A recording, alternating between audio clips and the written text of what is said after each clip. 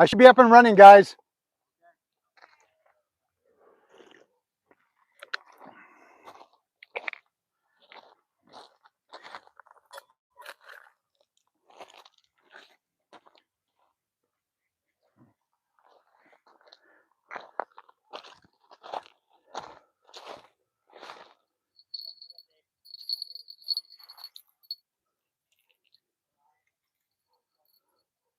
Well, the current is wicked tonight.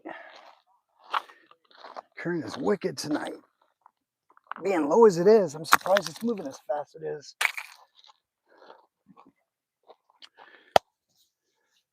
Invisible Ranch, how are you? Thanks for joining tonight, sir. Glad to have you on board. I'm actually at a different location tonight. I'm actually way farther down than I'm normally used to being here on the river. The current looks like it's flowing pretty good. I've got some good ton on my line, so I'm gonna have to keep an eye on that one for sure. I even brought an extra different type of trout, or a different lure with me tonight. I'm gonna try my hand at some trout. I've got this, I like to call it a micro, but it really isn't. But yeah, I guess it is a micro. It's called a micro series from Shakespeare. It is really, really small, compact.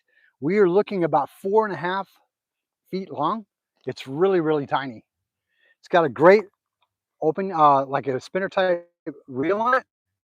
But the reality is that it's no more than 6 pounds. Heaviest weight is going to be 6 pounds. Got a little type of mini type, almost shad looking lure on it with maybe an 1/8 ounce head on it, if that. So we're going to play with this a little bit tonight to see what's going on. So going to try and see if we can do some trout fishing with that. They stocked about a day or two ago, so that's where we're going to head up with that one. The Justins, how are you? Oh, okay, I appreciate that. I've got good signal, so I'm not sure what's going on. I appreciate that though, the Justins. Is it? Okay. I do apologize. I wonder if it has a lot to do with the heat.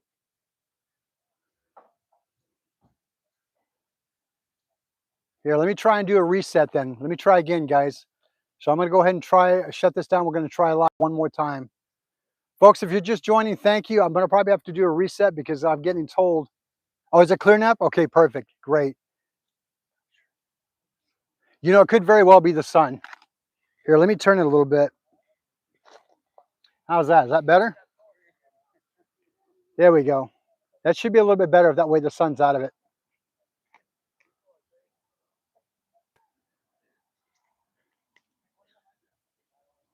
How's that, Barbie? Thanks for joining, by the way. Is it a little bit better?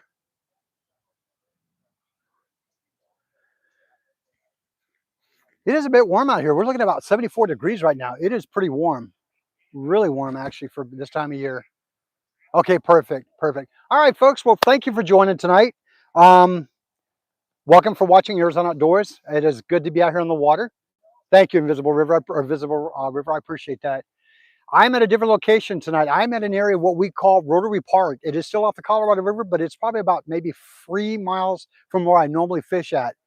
Chaos, how are you? Good. Thanks for joining tonight. Much appreciated, man. I know you guys are having some really cold winter weather out there right now. And hey, by the way, how'd the ice fishing go? Did it go pretty well? I know you caught quite a few when I was catching your live. Yeah, it's moving. The water's moving a good click. Even though it's a half a unit, it's really flowing tonight. Well, thank you, Cass. I appreciate that. 4 crappie and 3 perch. Oh, they're dinks, but you know what though? It's still a good catch. It still had good time. That's amazing. That's amazing. Glad you had a really good time. Love seeing getting out there and fishing again, brother. I was a little worried because I hadn't seen you for a while. I'm sure you had things going on and all that, but I was like, I was so used to seeing you, so I got a little worried. I'm like, where is he? But I'm glad you're doing well. Tell Mrs. Goat hi for me if you would, Mrs. Chaos, if you don't mind. All right, so I've already got one line in the water, as you can tell. When the sun goes down a little bit more, I'll go ahead and relocate a little bit, but I've got one out there, and I'm going to give my hand to try out some trout fishing tonight to see if we can do it. Oh, perfect. All right, awesome. Thank you, Cass. Much appreciated. So as I was saying earlier, I brought a different type of pole with me tonight. This is my micro Shakespeare pole. I love this thing. It is super tiny. It's got no more than 6 pound line on it. I've got like an 1/8 ounce jig head on it with a little bit of a plastic worm, I should say. Almost looks like a shad in a sense. I love this thing. It's gonna actually, you know, it's gonna be my first time using it tonight, but I still love it just because of the way it looks. I love this thing. Birch, how are you? Thanks for joining. Appreciate that. So yeah, we're gonna give this a cast out in a little bit and see how that goes. We're just kind of basically getting set up right now. There's a few anglers out here with me tonight. I've met some new friends over here to this side of me who've just uh, basically got back into fishing not too long ago. So they're here fishing now. And I've got about maybe 1, 2, 3, 4, 5 more anglers on that side of me. So it's going to be a good night tonight. It's going to be a good night tonight. Anyway, now as I was saying earlier, this river is moving a click. For it being only a half a unit, it's got a lot of pull on that line here. I'm actually kind of surprised it's moving as fast as it is. I had to tighten up the drag a little bit because it literally was taking line all the way down the river. So what I might want to do is either bring her back in and then recast it farther that direction, see if it doesn't take as much drag. So I'll probably end up doing that right now.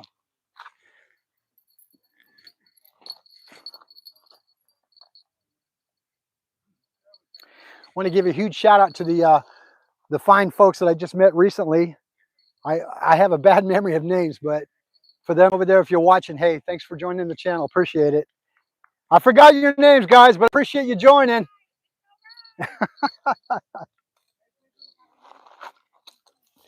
All right, so we're going to, yeah, I'm getting a lot of tension on this line right now. So you'd almost think I actually had something on there.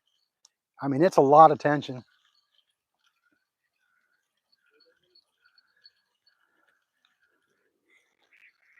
Even the waterfowl out here are loving this weather tonight with the water.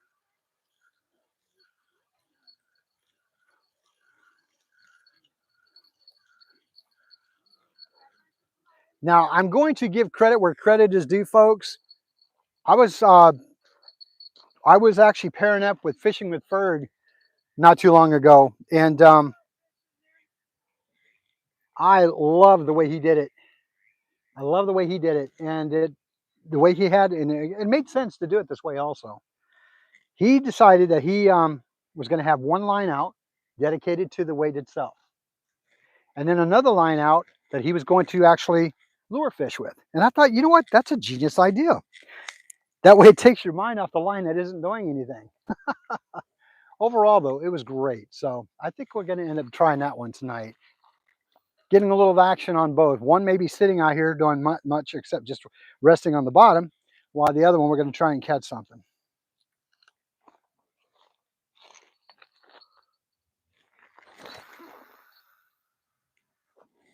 Okay, that was a good cast, right out in the middle there. And that's where I wanted it to be.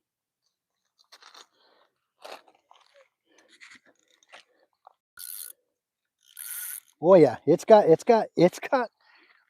this current is just really ripping tonight. For only being one unit, I have a feeling they're raising the water up more than they're saying. I mean, look at the bend on this thing. That is not normal for out here. Not that I've experienced anyway.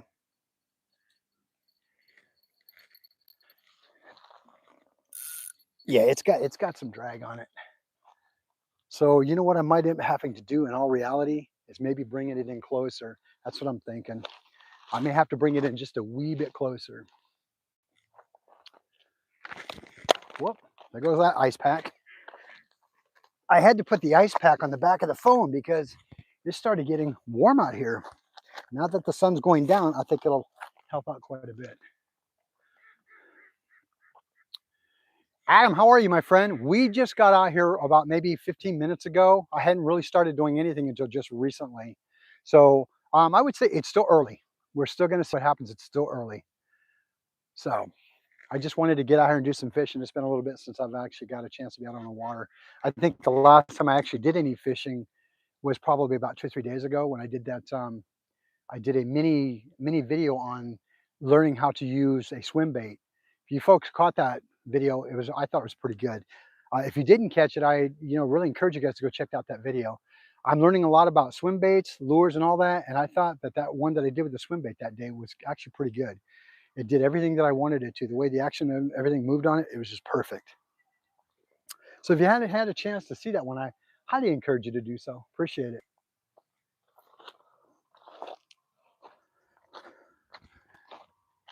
Now that that sun went down, it's a lot cooler. It's a lot cooler now.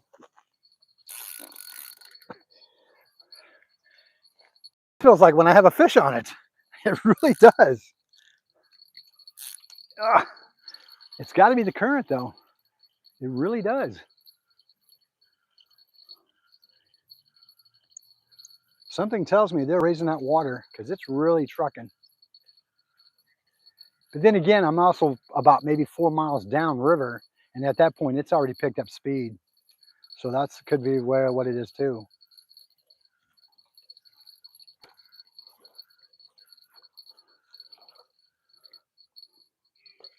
All right, we're going to clean this up a wee bit, switch it out.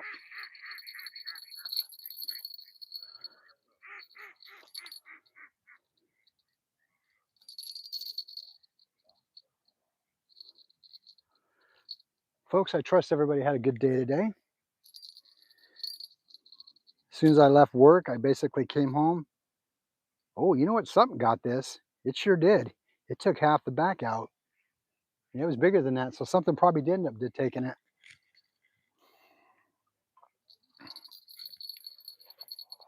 All right. So we're going to go ahead and re-lure this up again with some fresh anchovy.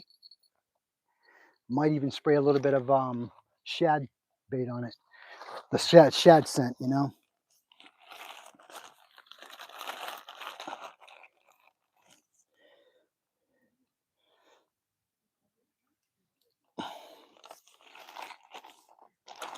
What I love about being out here when I get to fish, I get to meet new people.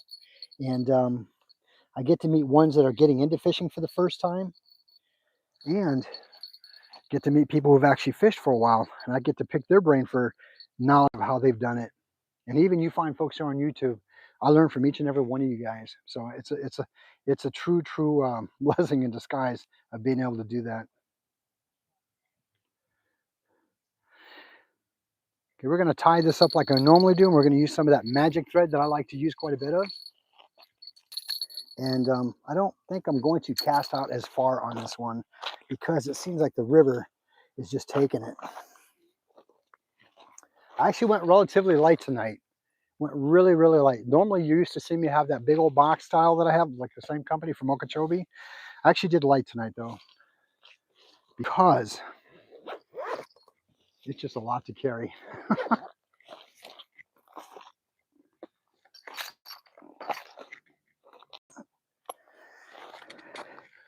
Let me catch up on some of the comments here. How are we doing here? Let's see here.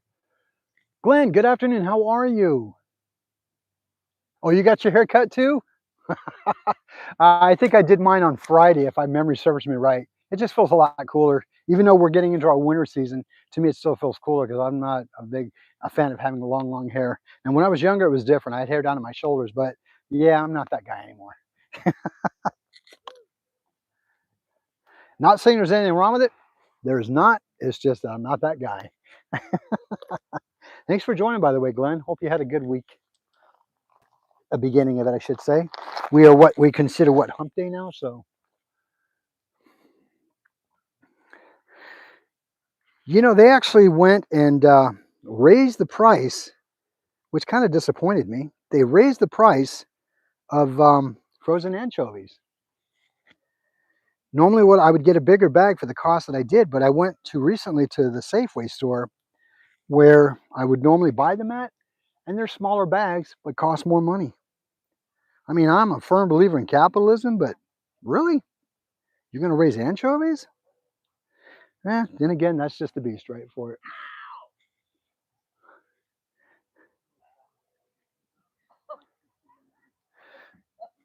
All right, so we got that.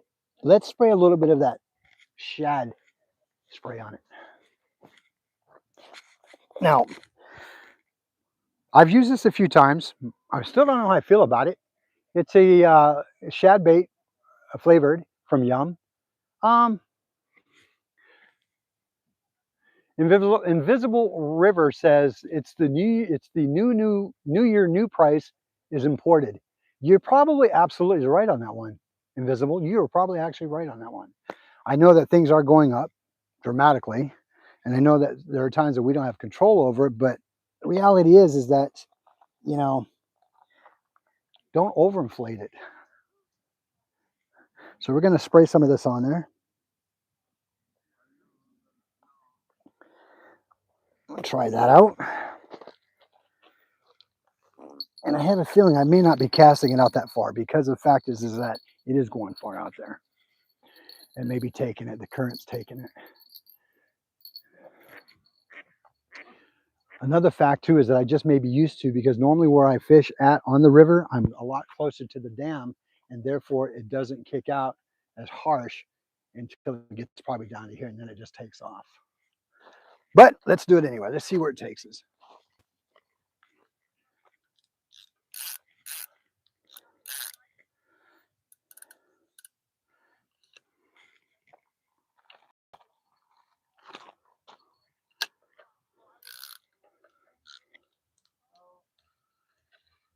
Here we go.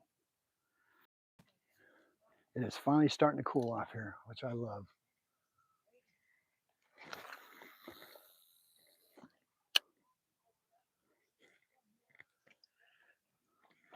All right, it wasn't so bad, I don't think. That might work. Yeah, no, it's the current. It really is the current. It's taking it. So we're just going to have to I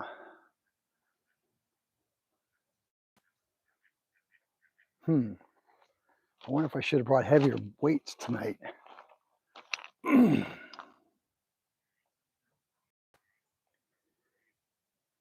Well, we'll leave it there. We'll see how it goes. We'll see how it goes. Excuse me. Apologize for that. Hey, Josie, how are you? Oh, I'm glad to hear that. I'm glad you got it. Thank you for letting me know. I appreciate that. Let me know how it works out for you. I sent the last of it out, I think it was on Sunday. I sent it out to You Don't Know, Drew. I had to send his all the way out to New Zealand. So he's probably going to be the farthest one of all. But yeah, for all those who got the gifts, I'm glad you got them, and let me know how you like them and how they worked out for you, if you don't mind. Risky. We are actually going for either cat, striper, carp. I might even try my hand tonight at trout, because trout has been known to flow through here. So we're going to see how it works out. We have a few anglers out here tonight, which is nice, because it's actually a really nice night tonight. It really is.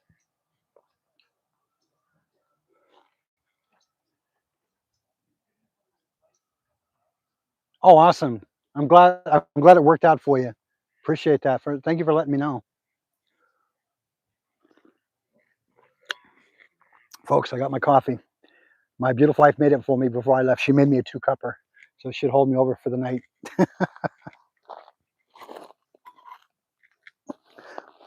You know, let's try this tiny one out for the first time. See how it goes.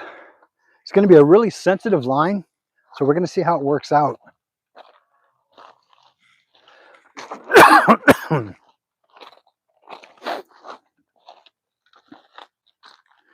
It's got like an 1/8 ounce jig head on it with a weighted end. It's a really, really fine line. It's almost definitely for finessing for sure. It's definitely a finessing pull for sure.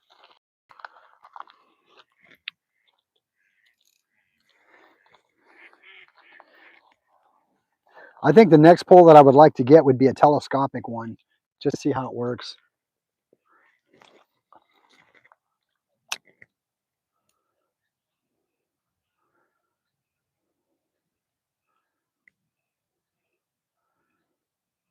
This is kind of cool.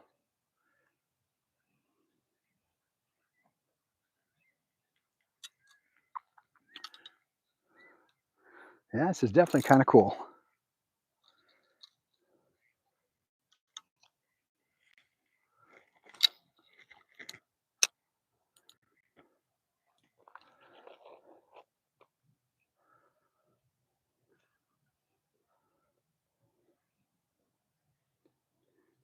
You never know. There might be trout in this area that I don't even know about, and it just may hit it.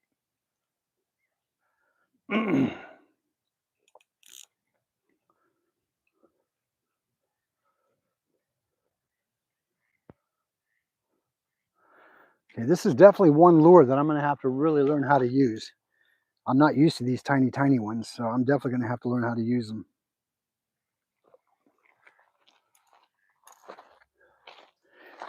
This is the size that we're using right here. Let me show you real quick. It's almost got like the same style as a mini shad in a sense, like a minnow shad. I mean, it really does a good job. And it's got that, I believe that's an 1/8 ounce head on it, weighted head.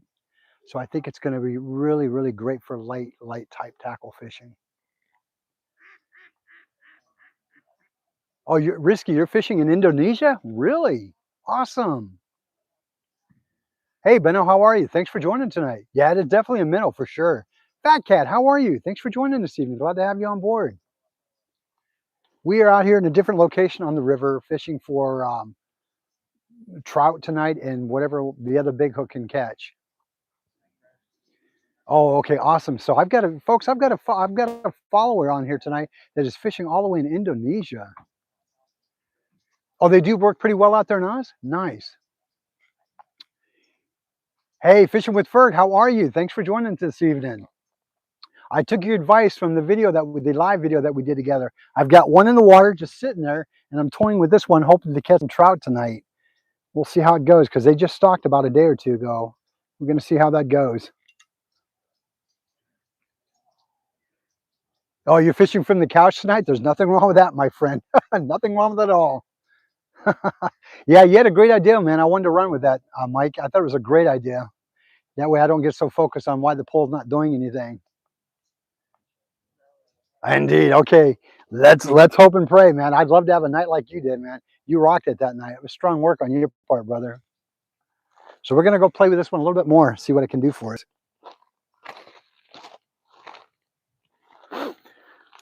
Folks, it is night. The weather's starting to finally cool down once that sun went down.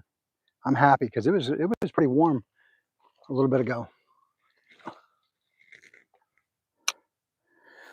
Ferg, you know what? I need to know what type of bait you're using that would be conducive for my area, if it even works. Maybe you can reach out to me and text me if anything you have would work out in my area. Now, there is a couple more locations that I can check out that I will be definitely doing videos and lives on. About 3 or 4 more, probably even 5 more areas. Whoops. Well, that didn't go well.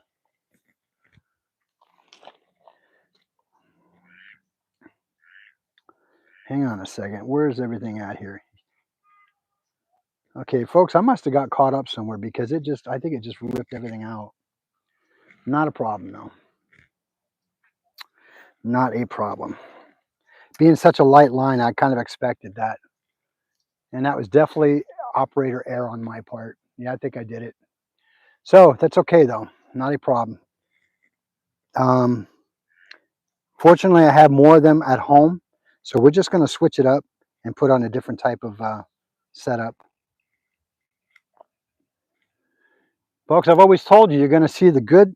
Oh, you know what? No, we are golden. Wow. All right. I didn't lose it. I thought for sure it was done. Whew. Okay. Well, the good, the bad, the ugly. You saw it all right now. I just thought I lost this bad boy. So, note to self: do not go past this. The. Oh, I'm having another moment here. I can't remember what they call those things. Swivels. There we go. Don't go past some swivels. It causes all kinds of chaos.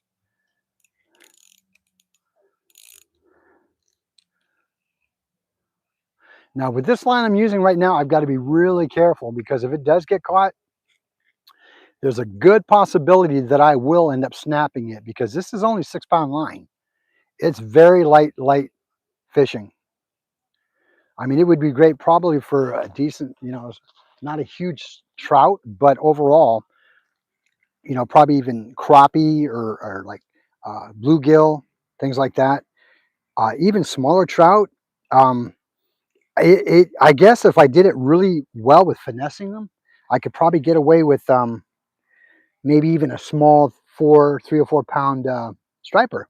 You never know. You never know. Anything is possible. Anything is possible.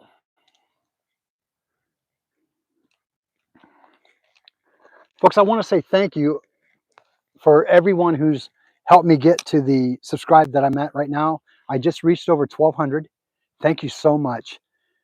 I would like to, my next goal would be hit 1,500. I'm literally just a little over 300 watch hours on my videos. I am hoping to get 3,000 before the end of December because I don't know if it's going to restart over again. Hopefully it doesn't, but it would make me feel better to know that I can hit that 3,000 and over before the end of December. So if you're able to watch my videos, or even if you're not, let them play. Go to my playlist because I put most of my videos on there, and let them play. And if possible, give them a likes also if you could, because that would really help out my channel. And folks, I will always tell you, I cannot do this unless it was not for you guys. You are the only reason why my channel is successful. Nothing I've done on my own. And all that I owe is to each and every one of you fine folks here on YouTube. I also want to give a huge shout out to my moderators on here tonight. Thank you to all my moderators. You know who I am. Whoop, whoop, I think I'm getting a bite. That one didn't move until just now.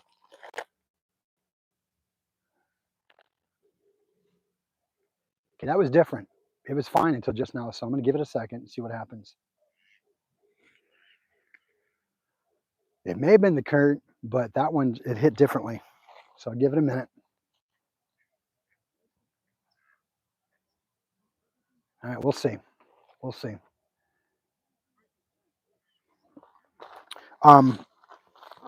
Again, to my moderators out there, thank you so much for keeping the channel safe and secured. I appreciate it.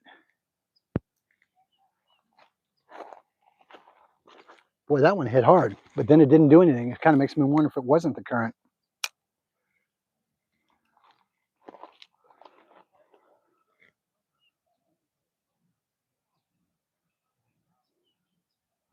Now, it's good to see other anglers out here tonight. It really is. It makes me glad to see people getting more involved in fishing. You know, it's relaxing. It's a great way to unwind, decompress, and a great way to put food on the table. I mean, to me, you don't get no closer to nature than this. You know, the good Lord gave us the ability to do it. I think we really should take advantage of it, you know. Whether you're fishing or hunting, whatever the case may be, enjoy it.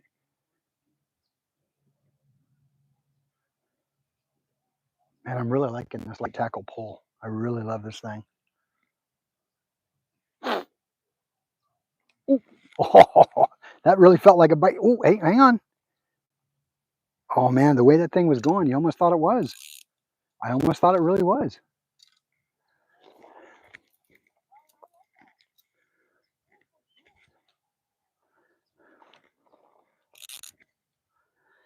I've had the privilege and pleasure of meeting some new subscribers in the last week locally here where I'm at. And I want to say thank you to them also. You know, it's nice meeting new people who are like-minded when it comes to the great outdoors. Look at these beautiful waterfowl going by. Wow.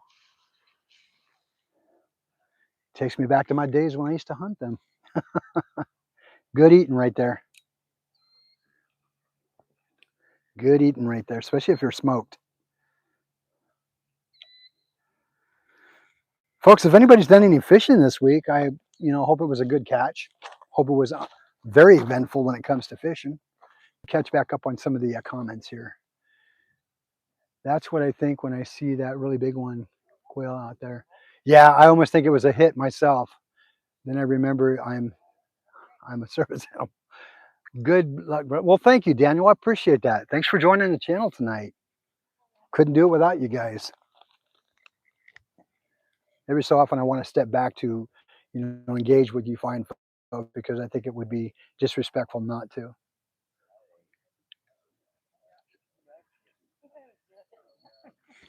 Hang on a second.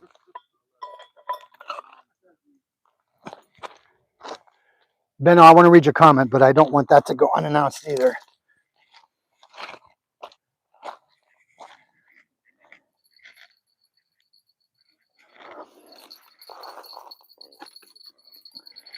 Holy cow.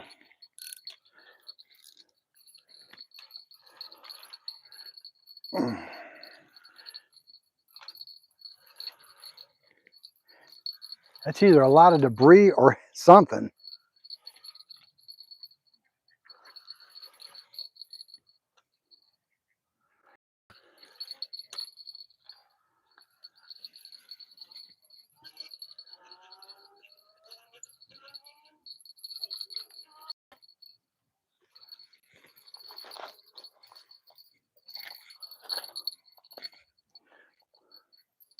Okay, I'm probably going to go with debris because it's everywhere here. I'm going to go with debris. And I'll be honest with you, I'm kind of watching the anglers around me and seeing what direction they're casting in also, because that will tell me a lot too. But I'm also a firm believer that at any moment a fish can strike.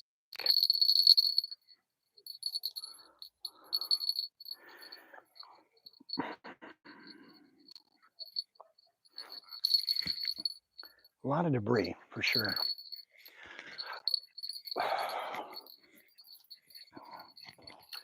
Now the area that I normally fish at, I don't have that much tension on the line normally.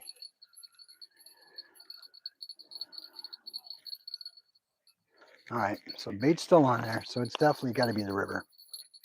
That's all right though. It's the whole reason why we're out here doing it. Brought that secondary line also.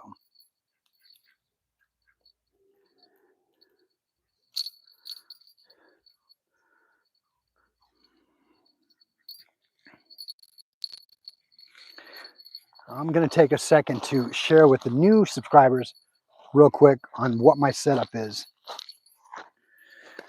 So, folks, bear with me while I share with the new watchers this evening, because I know I have a few that are watching tonight. Some of you may want to know exactly what gear I'm using. This is what I'm using normally. I'm using the Tiger rod that is a Shakespeare rod. It is a medium to heavy rod. Okay, it is a good action. We're looking at roughly about a 7-foot pole for sure. The max weight on that one will be anywhere from 8 to 15 pound test line on it.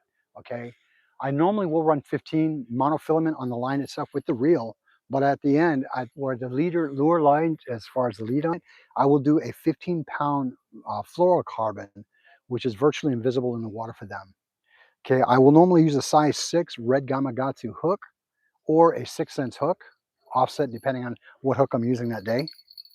And I will also use 2, if not more at times, 3/8 ounce hooks. Now, the game changer for me on this was when I saw this on another YouTube channel that I follow, and the slide here for your weights, it keeps your line from getting destroyed. I love this thing. It's amazing how it works. Okay. Use a 15-pound leader. Wow, Benno, that's pretty big. Um, Along with the swivel, I do a bead in front of the swivel, as it's always happened for me, because back in the day before I had the slide on this for the weights would bang into this and I didn't want to damage them, so I would use the bead, but it kind of stuck with me. And pretty much I use whatever bait, whether it's frozen anchovies, chicken livers, frozen shrimp, whatever the case may be. That's what I'm using. This spinner reel here is a Tiger Shark.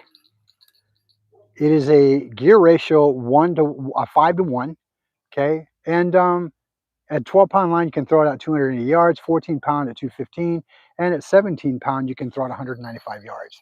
So again, Shakespeare, probably majority of the poles that I own are going to be Shakespeare type poles. So that's what I'm using tonight. I wanted to share that for a lot of you newcomers that are just joining for the first time. And as I always say, you don't need to spend a lot of money on gear. You really don't.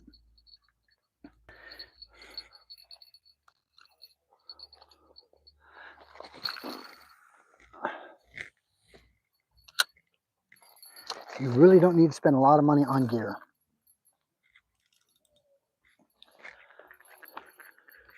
Yeah, it is definitely the current take in that pole. So,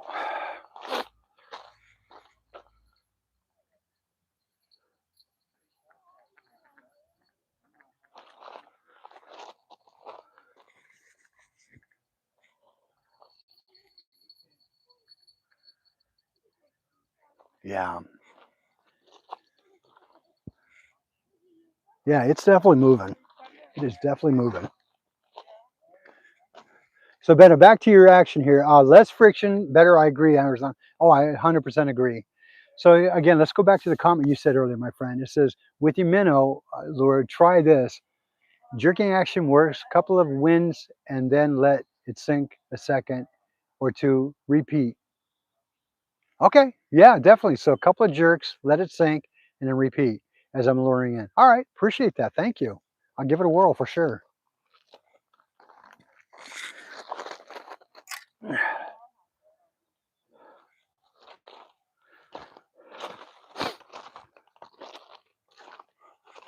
This is part of the river that I really don't ever fish.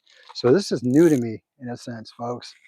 I'm normally at one area or so, but I'm starting to branch out and realize there are other spots on the Colorado River that are different localities, and there are different spots and holes out here that I'm learning. So that's always a good thing for sure. There are some areas by the casinos that are deep in spots that you can fish at. Best on a boat if you can, but the reality is,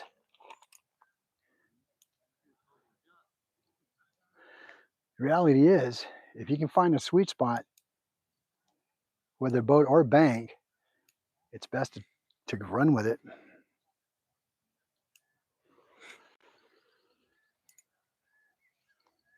Boy, those ducks are active tonight.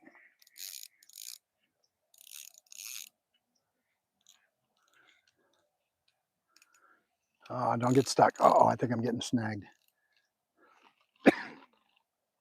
Come on. Oh, oh. Hope it didn't break. No, maybe not. Okay, it didn't feel like it. That's probably one of the only downsides of having a 6-pound line is that if it gets jammed, you take a really huge chance on losing your line and snapping everything off.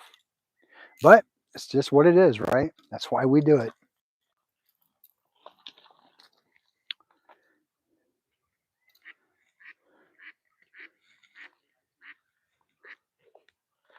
Man, they got some beautiful ducks out here tonight.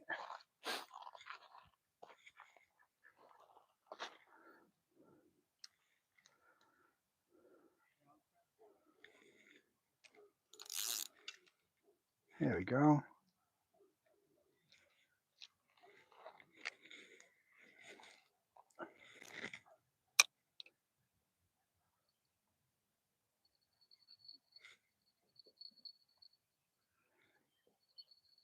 I wonder if I hit my line. I bet I did. Sure feels like it.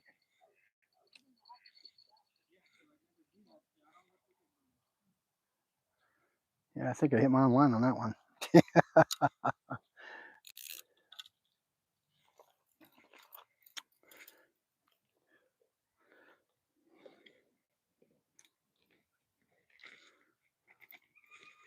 There we go. Looks like that gentleman next to me is going to be calling it a night. I don't see any fish with him, but I'll tell you, I think sometimes the fish have certain times of the day and night that they really want to bite and feed on. And I mean, all the times that I have, in my mind, I think I know what they are because it always seems to be the same for me. But like I said, again, everything is different sometimes.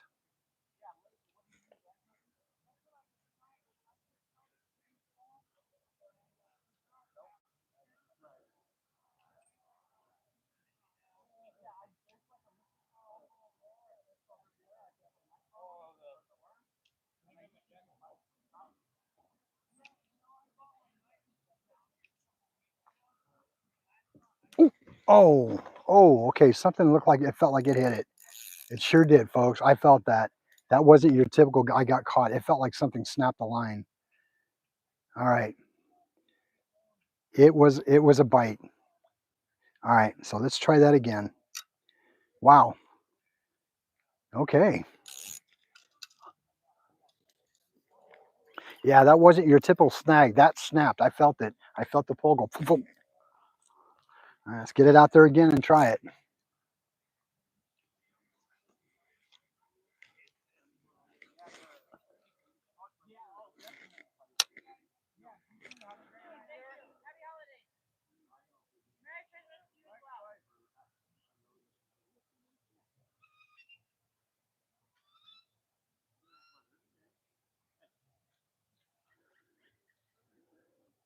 Now, I am still learning a lot about these styles of lures and how to use them. And I think the more that I use them, I think I got snagged on that one. The more that I use them, the more comfortable I become. And it's just about getting out there and doing it. Hmm.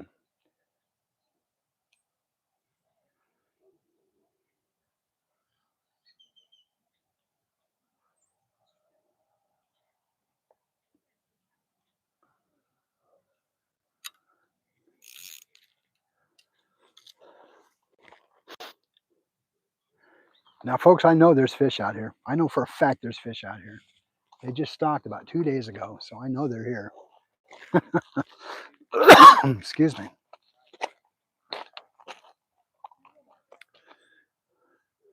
So, Cal, you on here, buddy? How you doing, sir?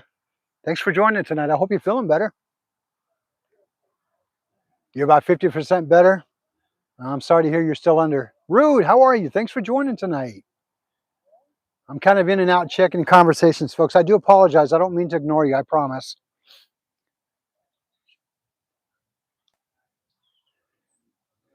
Kind of trout out here, I believe, are rainbow trout. I believe we have a lot of them. I believe are rainbow trout.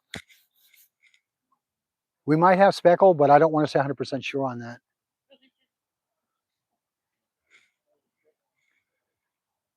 Rude, I'm glad you're here tonight, my friend. Thank you for joining.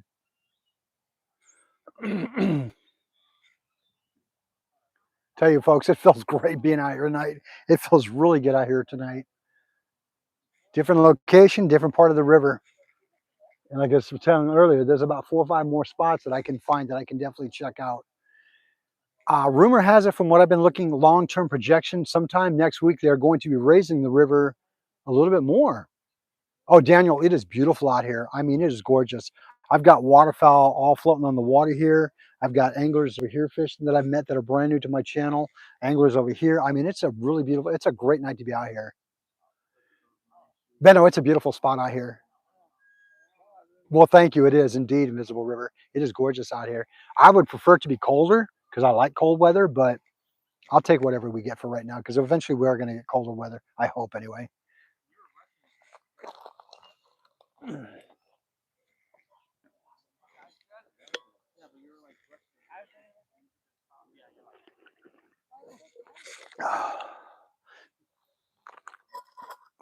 Got to have my go-go juice, indeed.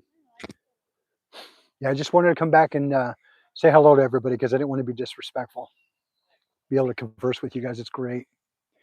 Melissa, how are you? Thanks for joining tonight. We're out here, a different part of the river, about maybe 3 or 4 miles down, a different location.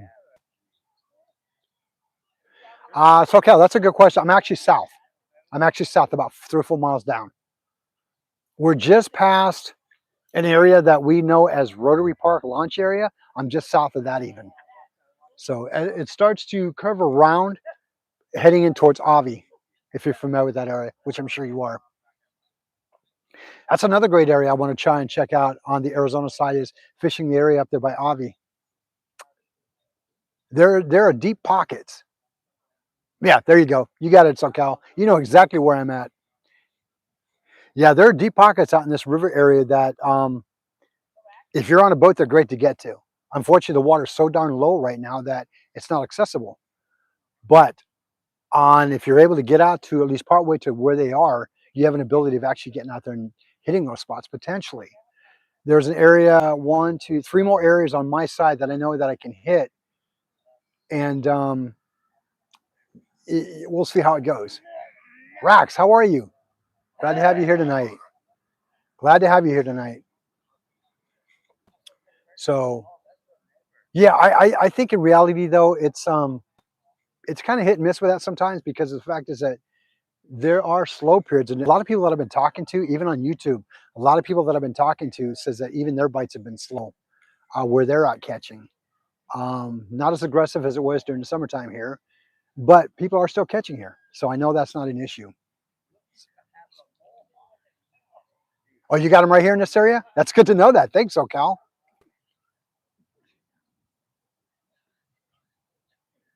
Yeah, no doubt. Josie's right on that one, SoCal. Hopefully you get better, man. I know it sucks being under the weather. I've been there multiple times. It's not a good place. So, all right, folks, let me cast a line out there real quick again. We'll check that other line momentarily.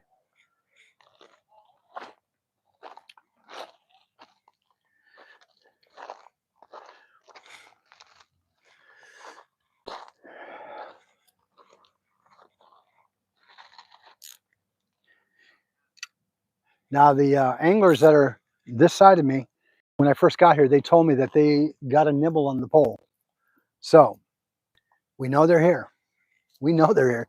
And I think I got one off this tiny one. So we know they're here. It's just coercing them up here to get it.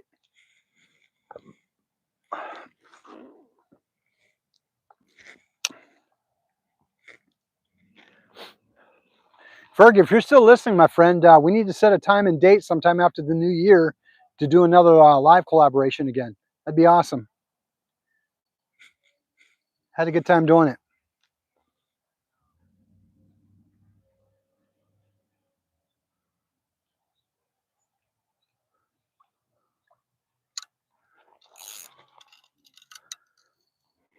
So for those of you who didn't get a chance to catch that video, it was a few nights ago. Fishing with Ferg and I were joined together in a live video. He was fishing out of Lake Pontchartrain in New Orleans while I was fishing here at the river in Arizona.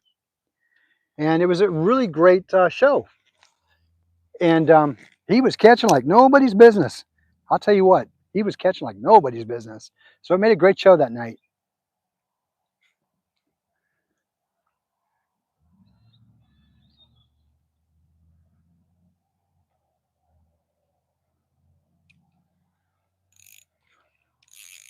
I think I got stuck. Whoops. That's my biggest fear, getting stuck like that.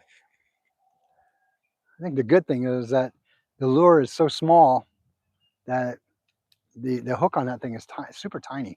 I mean, it's definitely trout size for sure. Definitely trout size for sure.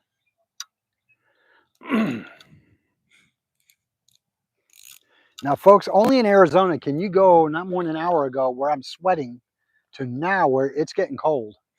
Only in Arizona desert. I'm telling you, it's amazing. It is like one of the best areas to live in, I think. And especially being here by the water. Now, I kind of packed light tonight because I wanted to get out here on the water and do some fishing. And due to it being a different location tonight, I probably will not be on as late as I am. But I'm going to definitely take advantage of the time I do have out here. I do have lighting in the event that I stay a little bit longer than normal. But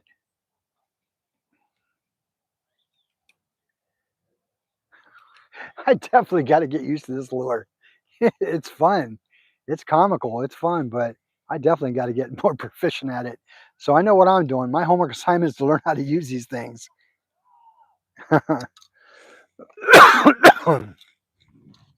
It is definitely learning how to use these things for sure.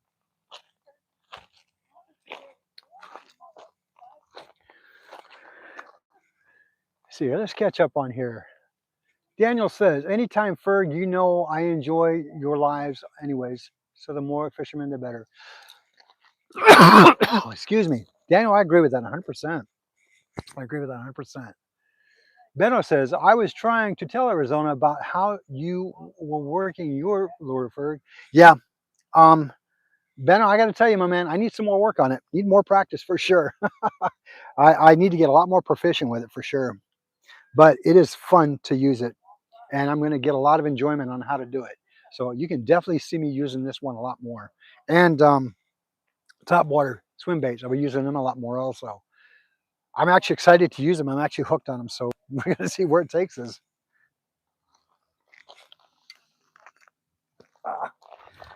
Whoa. Sorry about that, folks. I went to pull my jacket out. Hey, Hunting and stuff, how are you? My gosh, it's been a while since I've seen you. How you been? Well, thank you, Ferg. It does. It's actually really cool, Mike. I like it a lot. I like it a lot. Yeah, I haven't seen hunting and stuff in a while, man. It's great to see you on here, buddy. It's tricky, but once you get the action right, righty, you are going to. Oh, nice. Thank you. I appreciate that, Benno. I'm definitely going to do a lot of YouTube on it and see how it works because I really would like to get very proficient with how that system works. I think it was great. Oh, I'm doing okay. I'm doing good. Hopefully you're not under the weather, man. Hopefully everything's okay. Haven't seen you in a while. Peter Schwartz, how are you? Thanks for joining this evening. Glad to have you on board.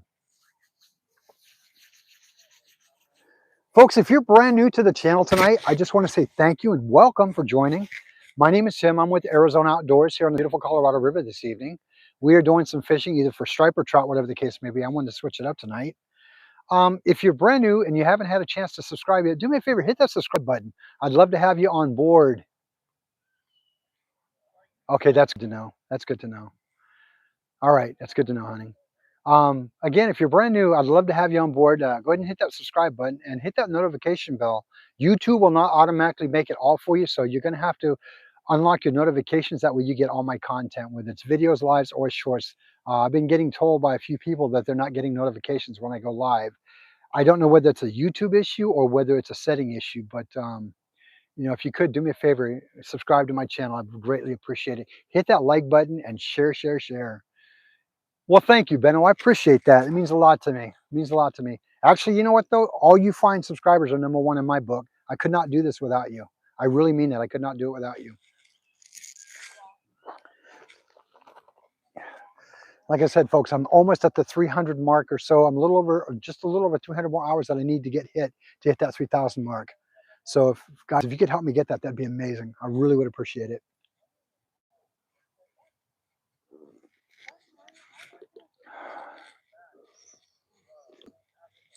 For those of you who don't know what I'm talking about, YouTube has this way that all the videos that are watched, if you let them play and play and play and watch, you don't necessarily even have to watch them, but just let them run. It does hours watched increases, and that's how they do that. I'm trying to hit that 3,000 hour mark in order for me to go to the next level of YouTube. I've already got the subscribership, which I want to thank you guys for. Now I'm just trying to hit that 3,000 hour mark or more to get that second phase that I need to get to. So if you guys could, that'd be great.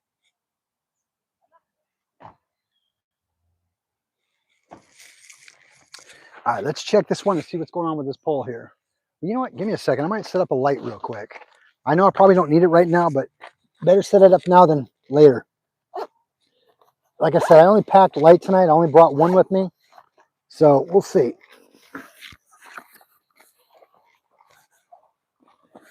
It's funny because Mike, if you're still on here, Mike, Fishing with Ferg, if you're on here, I saw that mini light that you had, man. It looked like the one that I had. I was wondering if you bought that one from Depot because it looked just like the one that I've seen. Oh, great. We got another angler coming out. Awesome.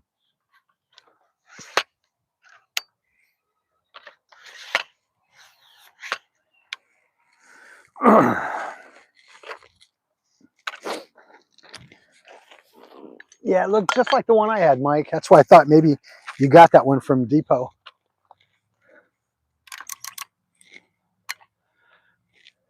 There we go. It's set up and ready to go. All right, so we're going to check that one out real quick.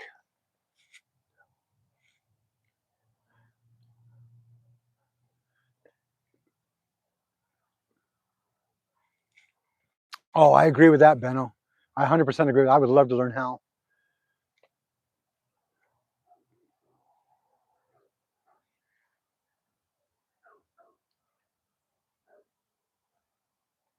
No, hang on a minute first. So you're saying as of January, all those hours that I put into it will, all the hours that I'm trying to get now, I'll lose if I don't get them by 3,000 before January? Let me read this again. No hard start over on the view hours, but you do lose your hours from a year ago per the day. Oh, no kidding? So I don't, okay, I'm kind of confused on the one. So I don't lose my start over hours, but I have to start over what? Whoa, folks, can you hear that? Oh my word. Hang on a second, see if I can turn them around real quick. Look at that, guys. Look at these honkers. Beautiful, beautiful birds. Wow. Beautiful birds. Canadian geese coming in. Wow.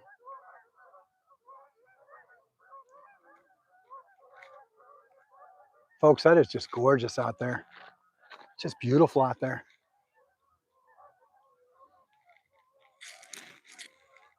This is the area that I'm in right now.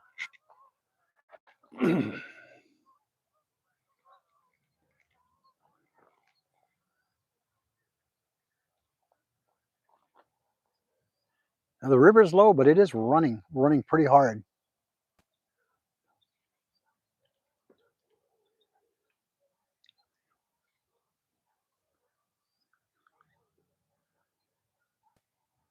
Oh, okay. So hopefully, okay, then hopefully I won't lose too many then.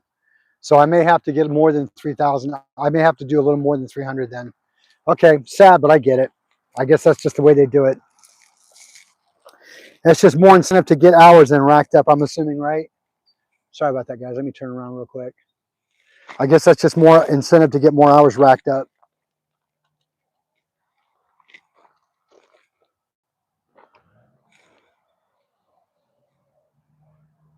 Oh, Benno, it's gorgeous out here. It is gorgeous out for sure.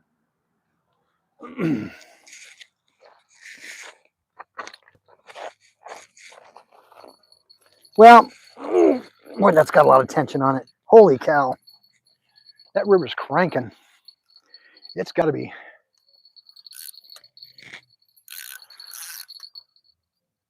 Holy cow. Folks, I'm telling you, this almost feels like something's on it. Thank goodness I have that heavy line.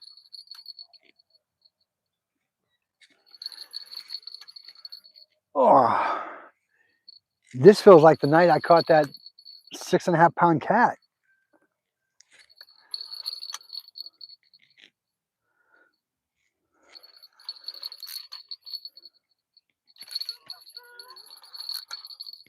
Yeah, I don't think I got anything. It felt like it hit something, but I don't think it's going to be what I think it is. It's just got a lot of debris on it. Oh my gosh. I think I'm pulling half the river out here. Oh.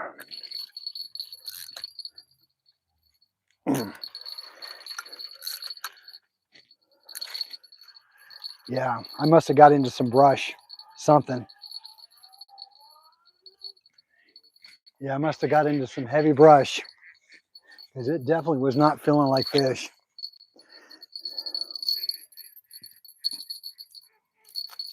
That's all right though. We're not giving up.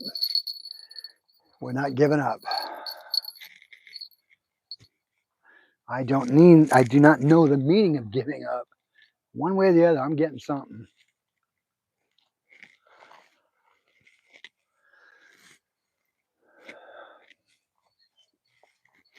You know, I think the only thing that makes me feel a little bit better about is that not that I want anybody not to catch, but the fact that it's been hard.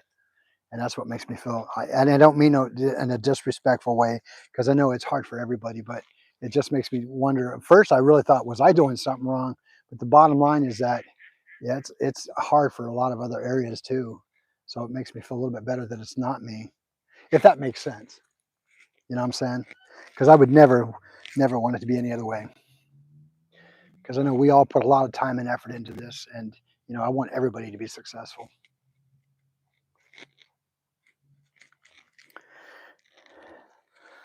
A lot of debris, a lot of debris.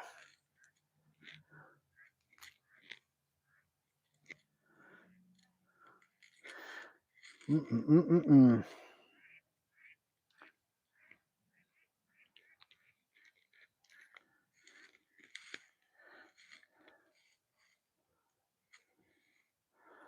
Yeah, something ate it because it's almost gone. So yeah, definitely something hit it. The sad part though is it's hard to know when you get those strikes or not, because the water is so, it's moving so rapidly and so harshly that it's hard to see. Is it a hit or is it the current? That's the only downside to it. But something definitely chewed on that.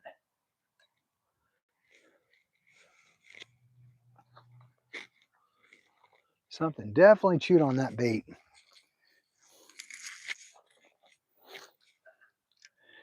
All right, so folks, I need to set up a light. It's getting hard for me to see here. So bear with me while I light this place up.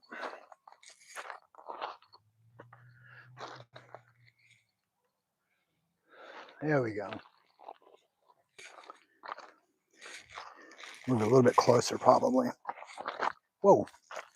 Watch the footing. You will fall out here. There we go.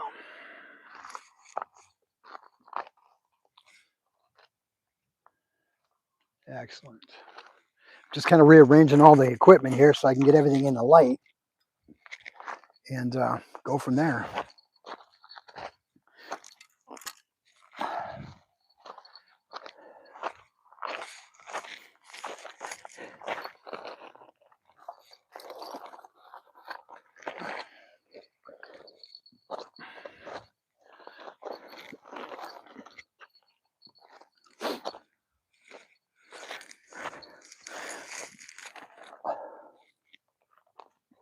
Folks, I got to tell you, I think sometimes night fishing is the better of it, or early morning. Now, I've heard mixed reviews about it. I've heard that sometimes it doesn't really matter, and sometimes it does. So whatever the outcome or opinion may be, I think everybody has their own opinion on it and what works best for them.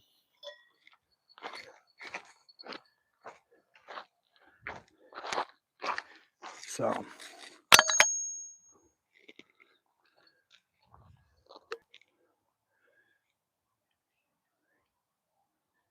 I kind of agree with that one, Ben. Hopefully you're right on that one.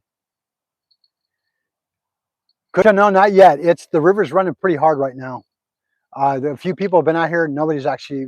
I got a bite earlier, I believe. The pole hit, but and the gentleman down here, just to the right of me, got a bite earlier too, but nothing much so far.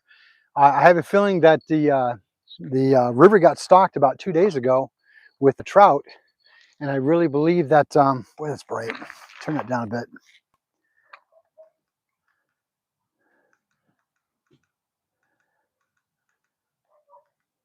There we go. Much better. I'm blinded now. I do believe that they did get filled up on a lot of the trout that had been launched out of here when they did stock the river area. But again, it's not stopping the striper from hitting. I think it's just a matter of when they want to get it done. But I agree with I believe Ben was right. It's probably going to be from dusk to dawn. Because I've caught early morning and I've caught late evening. So, oh, the water's definitely low. It is definitely low, hunting and stuff. We're still about a half a unit. But from normally where I normally fish, where you see me fish at, I'm basically about a mile, if that, from the dam area itself, and the water's not so hard as far as flowing. It'll get some current moving the line, but I'm like 5 miles down, 4 or 5 miles down farther than I'm normally at, south of that area, and it's just ripping through here. So it's got time to get that momentum and speed picked up to where it's just cranking everything out there, and that water's just moving along like nobody's business. So again, the night's still early. You never know. Wait, the night is still early.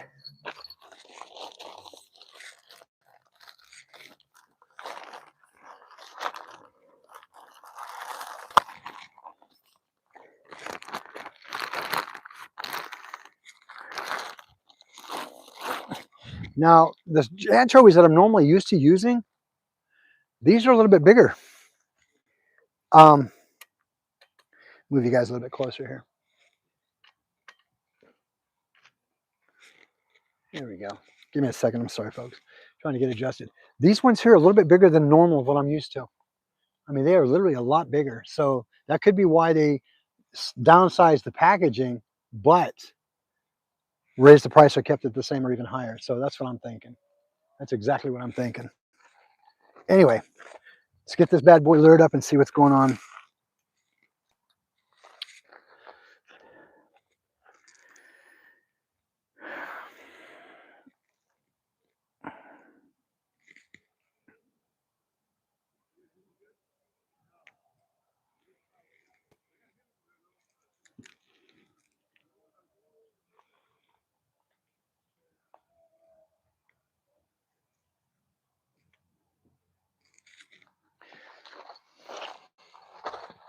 I just heard an angler down there just say that he got hit earlier.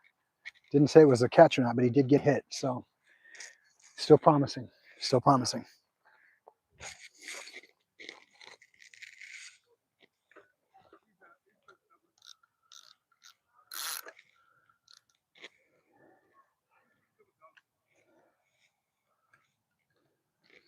I think I'm going to try and cast out that way a little bit and see where it goes. Worst case scenario, it's just going to take it downriver, right?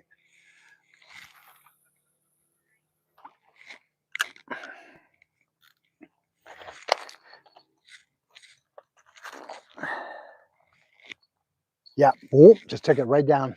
That water's flowing. That water's flowing big time.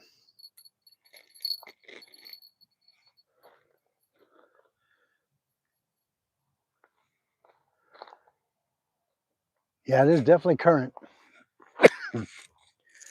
I could loosen it, but it's just going to take more.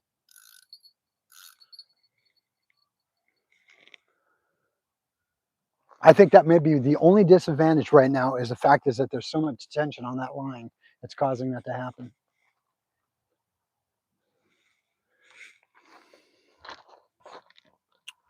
All right.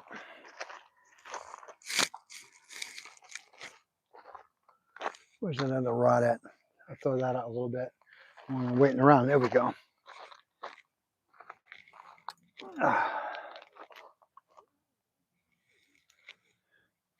Oh, look at the waterfowl in here tonight.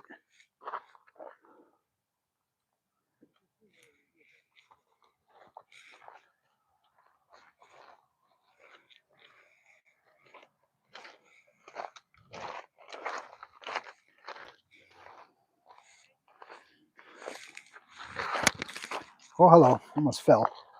I want to do that. Kick the phone back a little bit farther so you can get a better view.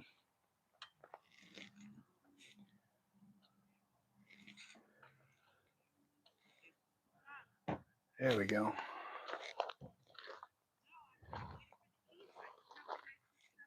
There we go.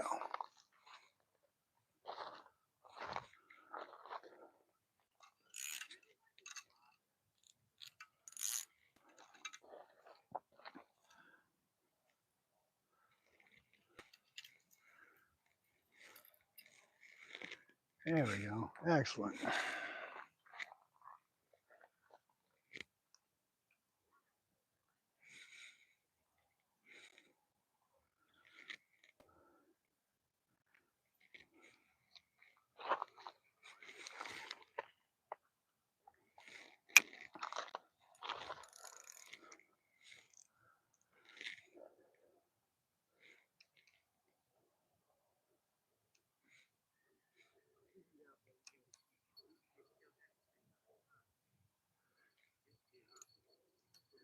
I think that might be my line caught on it. Yep, I think it is actually. I think I caught my own line.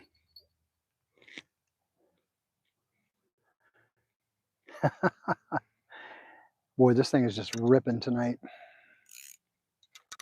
Just ripping.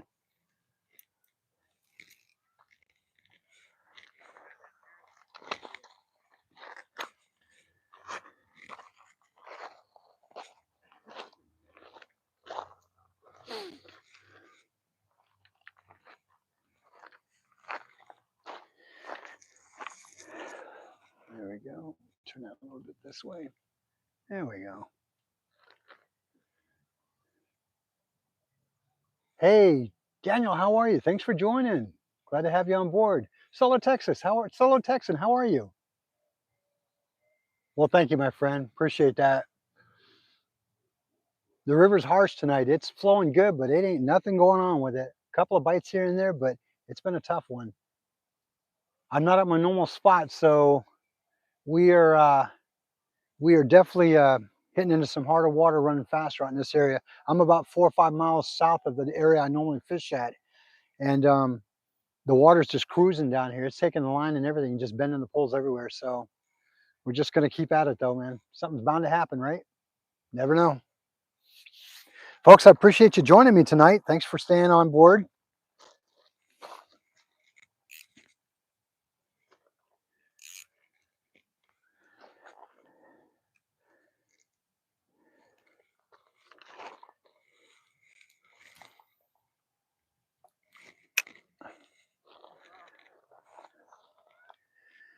using my regular line that I am tonight on the one side of me. The one I'm using tonight in my hand is a new ultralight one that I'm using for trout.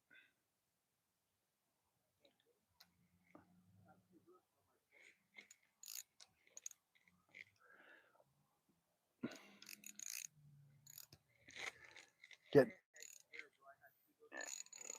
Getting caught up on some rocks and stuff down there, I think.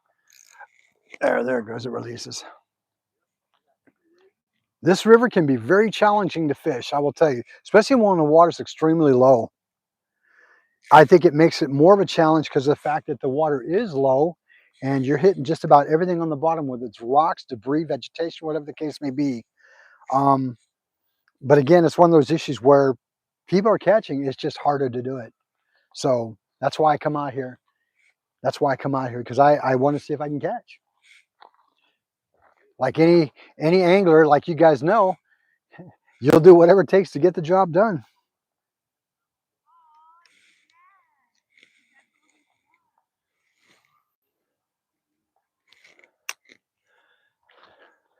When the water's higher up, I think it makes it a lot easier.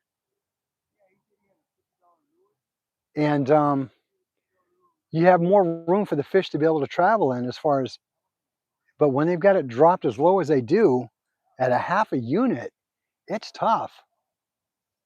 It is really tough. The area where I'm standing at right now, folks, I will tell you, the area where I'm standing at right now, it's normally underwater. It is underwater all the way to the bank where I'm about maybe 25 feet behind me. It's all underwater in this area. So that's how low we are doing it tonight out here. And what water that is here is rushing pretty harsh.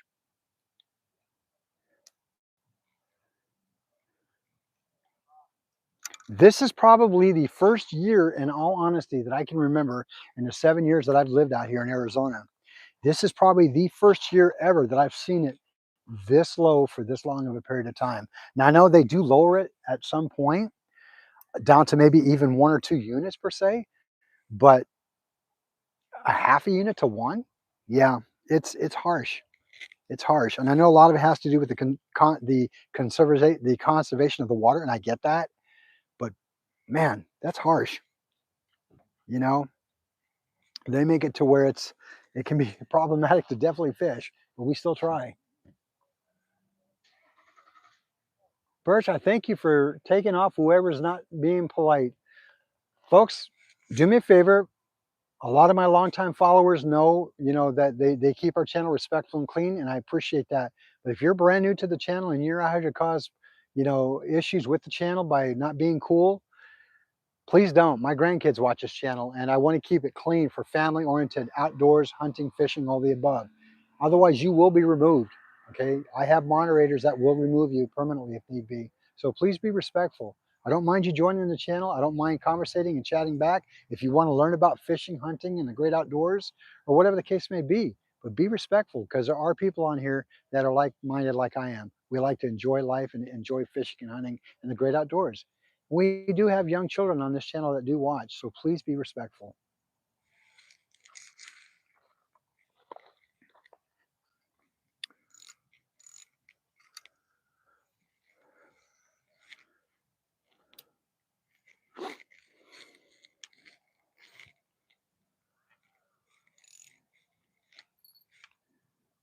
Oh, see, now is that a bite or is that the river?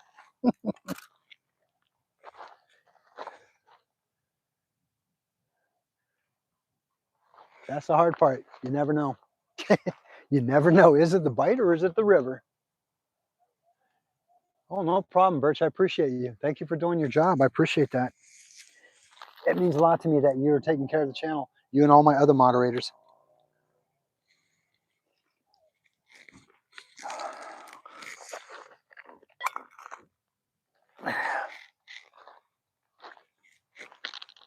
What, did they all leave? Am I the only one out here? Wow, I guess I am. I guess I'm the only one out here now. Okay. In all fairness, they were here way before I was, so it was such a pleasure. So, folks, again, I do apologize to you that I met earlier. Thank you so much for joining the channel. It was a pleasure meeting you. And if you're ever out here on the river, whether it's this area where we are right now, or down closer to Community Park by the dam area, come by and say hi. I'll fish with you anytime. Again, thanks for joining, and it was a pleasure meeting all of you.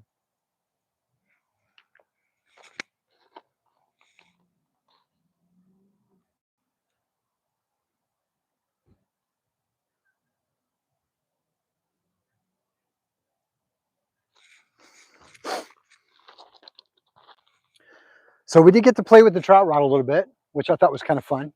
It was interesting. I've never used that one before. It was great using it. Definitely want to learn how to finesse that little bit lure now, even more so. So we're just basically doing the hard bait tonight because the water is rushing so fast tonight. I just may stick with that. I only brought that one big pole and that little one that I brought tonight. I did come relatively light. So take care. Take care. Thanks. Nice meeting you. Thanks for joining. Yeah, if you're still watching me live, hey, come fish with me anytime, man. I'd love to have you. Appreciate that again. Thank you so much for joining. Folks, I can hear Canadian geese in the distance. They're just flying all the way up through the river here tonight. It's just amazing to hear that. It's amazing to hear that.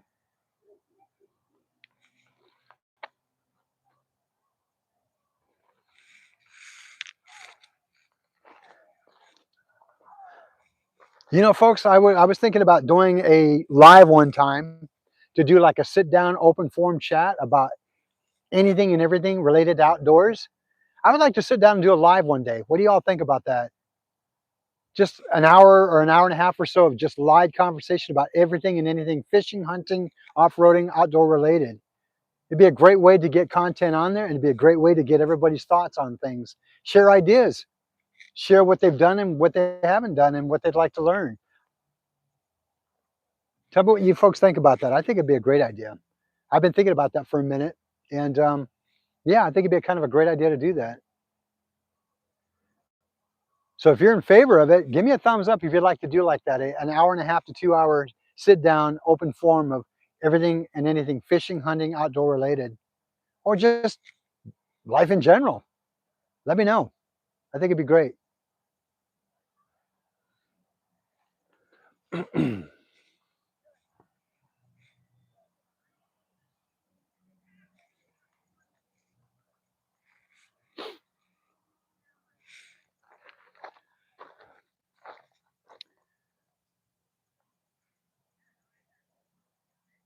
Now I did put fresh bait on that one, and I know it's taken off. So that river is just flowing good though. It's flowing really good.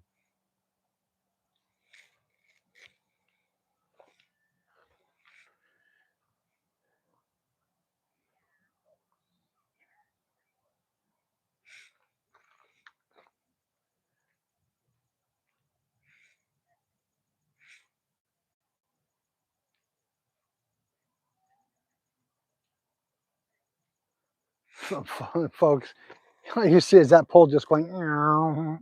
I mean, it's just bent way down due to the pressure of the water, taking it everywhere. It's just taking it everywhere.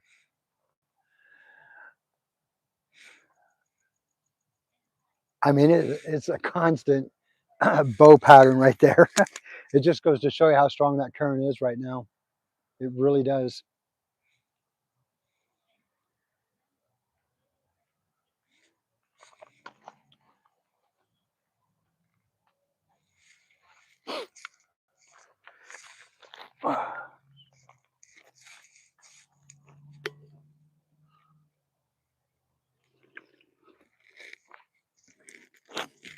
The wife and I were talking about getting a, a cart that I can haul all my fishing gear and stuff in, like whenever we go fishing. Well, we found one on Amazon that's a really decent price for like 160, I think it is, and it can hold up to 500 pounds of gear. It's got slots for 5 poles that can go vertical, 3 in the back, 2 up front. It's got 4 beefy tires, and it's collapsible, which is nice, I think. And I think we're going to end up purchasing that because a lot of times when I'm out here carrying a lot of stuff, I carry everything like a mule pack, and it gets heavy. It really does get heavy. So I think I'm going to end up getting that one on Amazon. It's a great price. We priced them at Walmart. Probably not, and not to discredit Walmart's product, but probably not as nice as the one on Amazon. But they wanted like $190 or so for it. I thought that was kind of expensive for it. So we were able to find one on Amazon for like 160, I think it was. And to me, it seemed like it was a lot better. It held a lot more weight, which I liked. So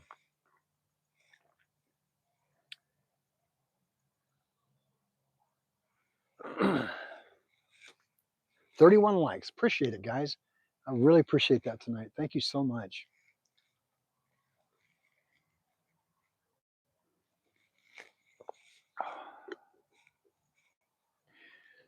So let's open this forum up. Let's ask some questions here. Get some feedback from you wonderful folks. Anybody fish today? Anybody catch any fish today?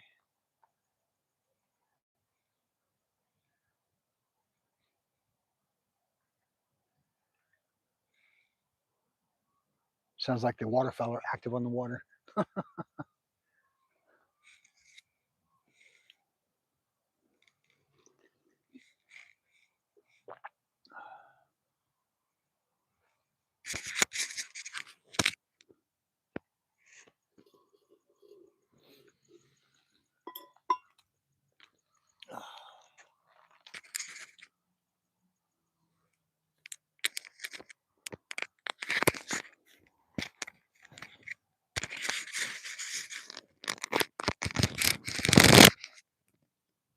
Well, shoot, there we go.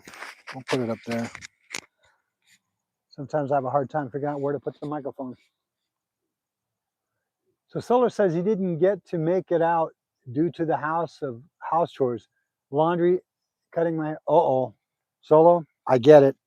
I totally get it. I will tell you though, my wife has been so patient with me because I've been doing so much fishing and everything else that I kind of let some things go, and I need to get back on it. There was one day that I actually had to literally catch up on laundry. I did like 3 loads of laundry because I had to get caught up on it. My front yard, I need to get out there and work on it. So I'm not gonna lie, because I've been doing a lot of fishing, a lot of things, trying to get things ready. So I understand it. So, sweetheart, if you're watching, I promise I haven't forgotten, sweetie. I will get to it. Them honeydew lists do grow, don't they? They really do.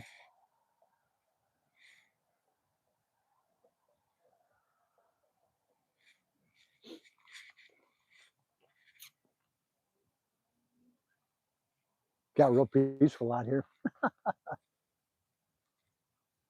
Yes, I am, sweetheart. I know I am. I Barbie, I know I am, sweetheart.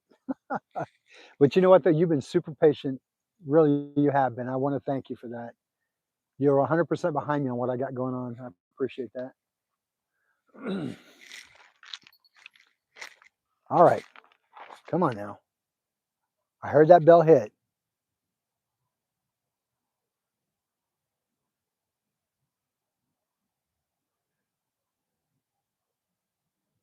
Now, folks, when my pole's bent like that, that normally means I have something. But this water's been so rough tonight, it's hard to tell.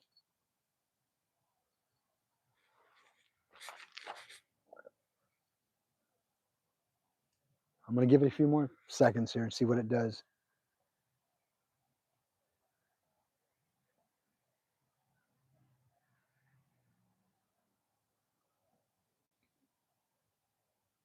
All right, we're going to pull it in, see what it is. I have a feeling I know what it is. I have a feeling it's the current because it's really taking it down.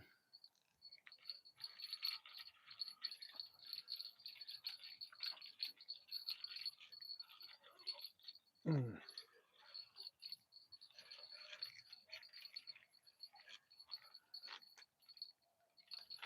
Oh, hang on. Hang on. I got to clean this stuff off. It's getting lodged up in the eye there.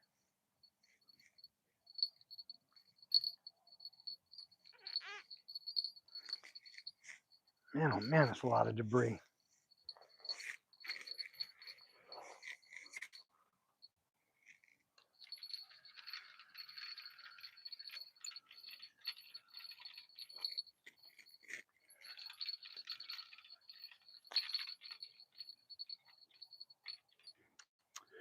Yeah, debris.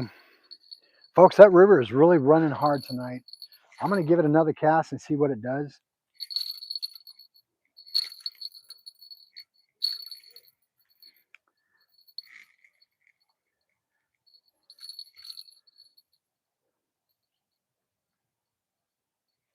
Bait's still good, still intact.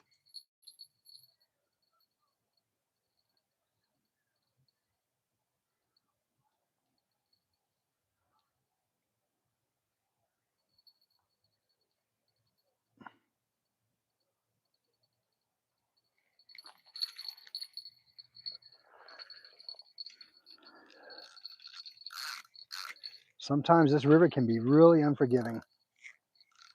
It plays hard.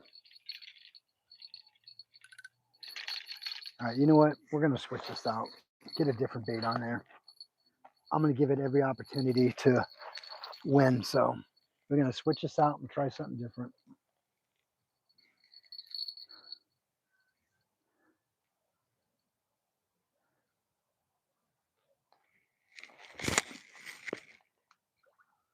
Yeah, there it goes. So this water's running really rough right now.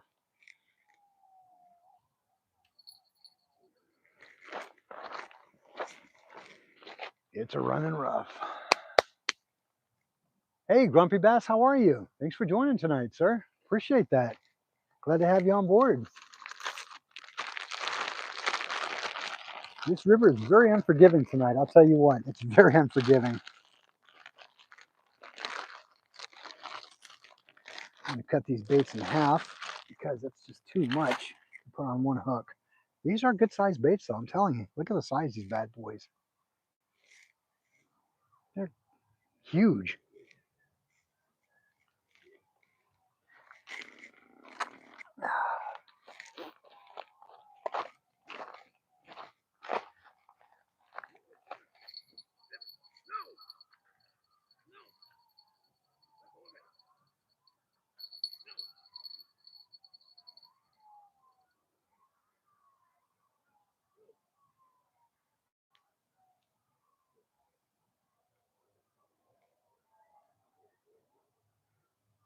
Get some of that magic thread on there real quick.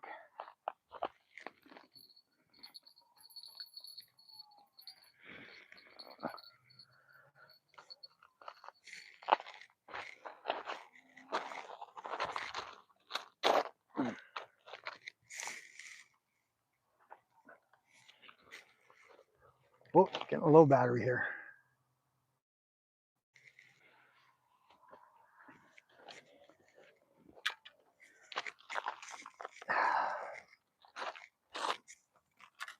Folks, give me a second to get a power source to that phone.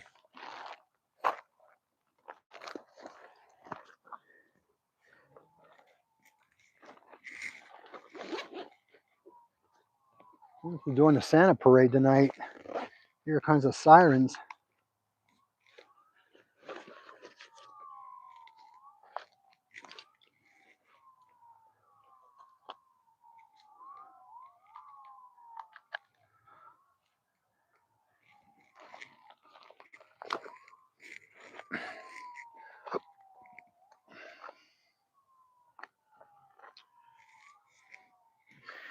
Turn this light a little bit so I can see where the lock-in is. There we go. All right, here we go, folks.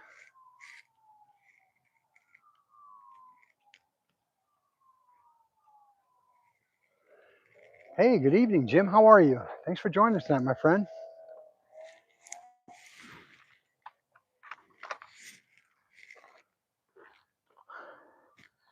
Folks, a friend of mine, Jim, who actually watches a channel from home, just texted me, asked me, told me good evening. Jim sent me some pictures this morning of a 7.5-pound striper he caught at the marina on Lake Mojave area. That is an area that I do fish quite a bit. Oh, glad to hear that, Jim. Thank you, my friend. 7.5-pound striper he caught this morning. And yeah, he's been killing it out there at the marina area. I normally get to that area on the weekends when I'm off because I can't normally get to during the week. I can only come out to this area. And I could probably do a night one out there, but again, it's hit and miss with the signal out in that area, which can be touchy. That's why a lot of times I don't do a lot of lives out in that area because it is hit and miss. unfortunately. And once I get my Starlink system set up on the boat, it'll probably be a lot better. But yeah, he's been doing really well out there for the most part. Jacob, how are you doing, buddy? It is slow, slow, slow, slow. Jim just said he was a mean one that bit his thumb.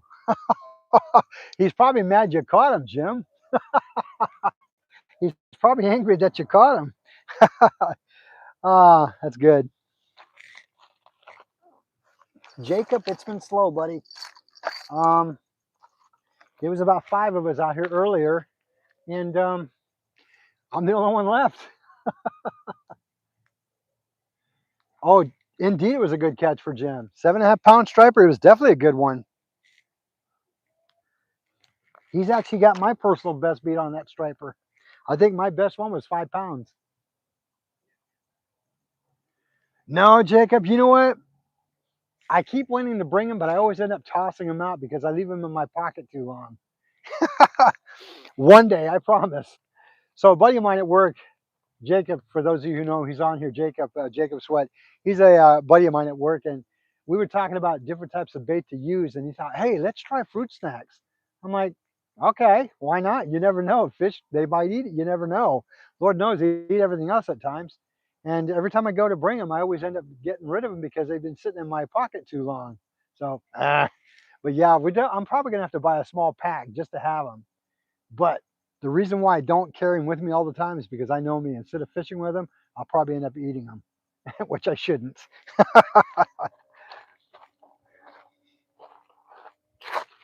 That's just how that goes. I know me. Yeah, Jacob, this what the river is really low. I'm actually at a different location that we talked about earlier today, but the water's running really hard. Even though it's a half a unit, it's slamming the pole down. It's like literally taking this pole down, and then it's got too much tension on it, which I'm not comfortable with it because if anything does bite, I would never really know it because it's got just way too much tension on that line. At least at the other end where I normally fish at, it's not so hard. So, excuse me. Might have to put my night light on my forehead.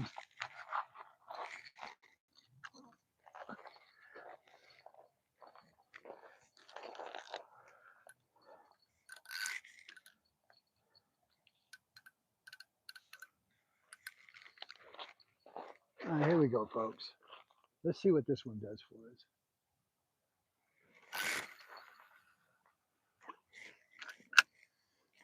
Now, at my normal spot, that would have been a perfect cast. Hear that drag? That's the river.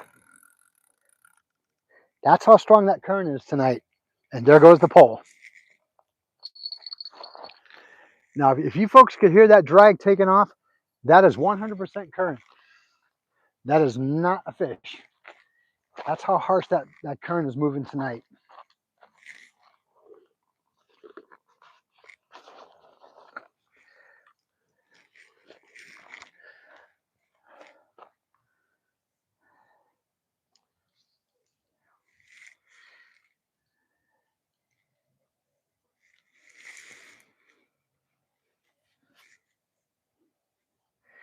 This is one of the new coast lights that I bought not too long ago. This thing is like really, really super bright. Really super bright. Yeah, exactly. So you did hear it. Yeah, it's just taking the drag everywhere, Jacob. It's just dragging the line all the way down. That's why it's like a lot of times I don't know whether it's a fish or the current. I've got two 3/8 ounce on it tonight, Jim. I probably should have went heavier. I didn't bring anything heavier than that. I honestly didn't expect the water to be that harsh. I probably should have went heavier on it, you know? This has chalked this up to a learning experience for sure for me.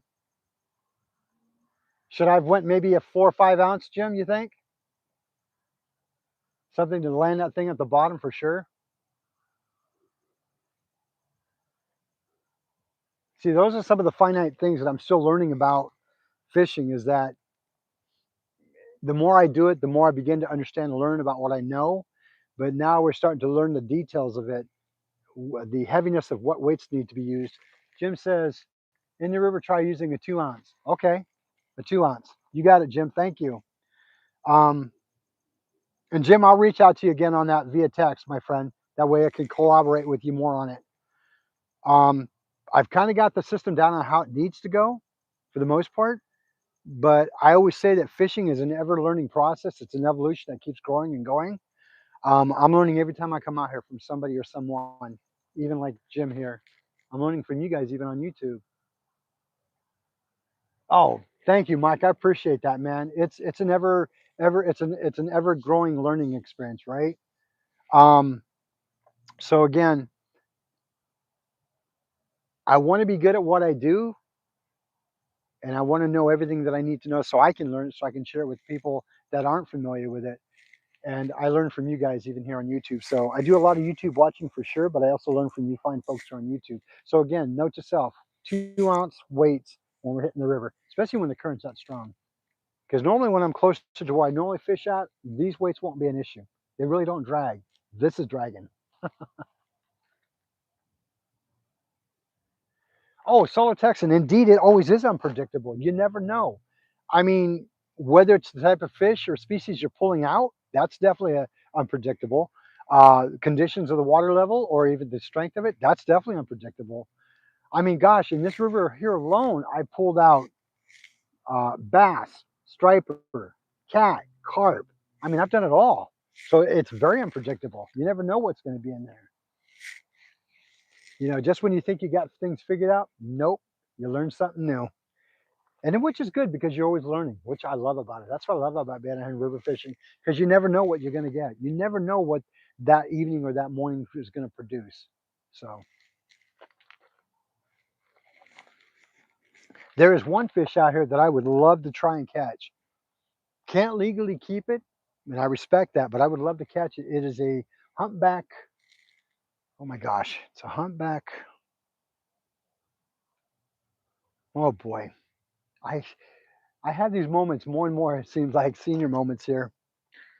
Is it a humpback razorback? Humpback razor?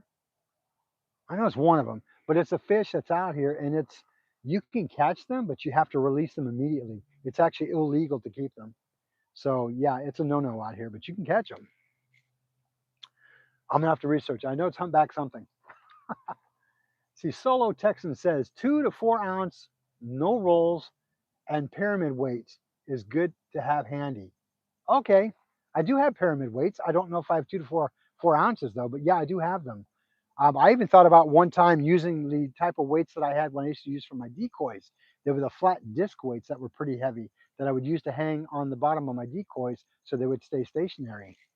I thought about using those, but again, I do have pyramids. I just need to find out what ounces they are. I bet I do have 2 ounces or more. So yeah, I need to put them in my pack then. Keep one in my big pack and keep one in my light pack. That way, you never know. Because like I said tonight, I went light just because I didn't want to have to tag along a bunch of material with me.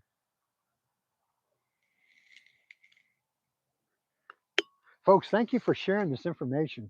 I appreciate that. Okay, coin sinkers were good too then. All right, perfect.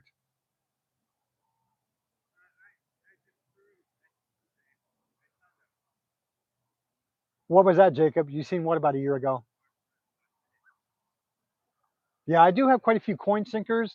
I still have them attached to my deeks in my decoy bag. Um, One day I'd like to break them out again and actually use them for hunting like I used to back in the day. I just got to get find out where I can go duck hunting out here. I know northern Arizona is a good place to go, but I mean around where out here, not so much anymore. It was back in the day a great place to hunt out here, but not so much anymore.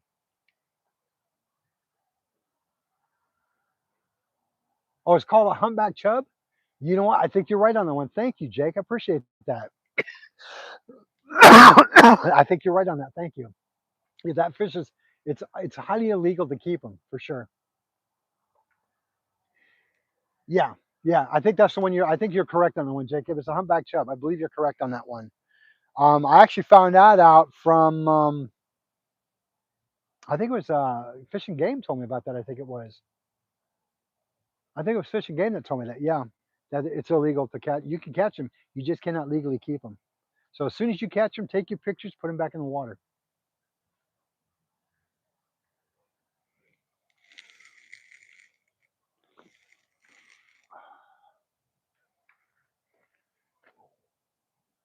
Jacob says, I saw a guy catch one in the front of the Harris about a year ago. Oh, no kidding. Wow. Okay. Very good. Now, Harris, there's a deep spot out there that I know that if you can get to it by boat, it's almost pristine to be out there on boat because there's a deep spot down there. And you can catch striper and a few other good fish out in that area. It's always best to get it by boat if you can. There are certain areas that you can get farther down the river, whether Arizona or Nevada side. A lot of it is open to bank fishing, which is great. So it's just finding localities to get to it. Like I said, what really hurts fishing out here on the Colorado River itself, my personal opinion is what really hurts it is the low water. It makes it tough. It makes it tough. I was actually thinking about going to another area tonight where I knew there was a hot spot for trout, but seeing that the river was low as it was, that area probably was not going to be filled full of water. So I had a feeling that was not going to be a no go for sure.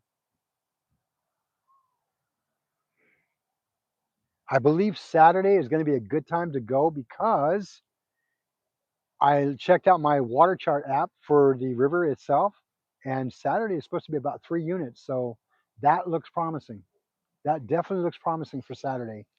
I think it's going to be Saturday evening, about 5 to 9, I believe it is. It's going to be a promising because they're going to have it up to 3 units, which I think is going to be a good benefit to fish for. So definitely excited about that.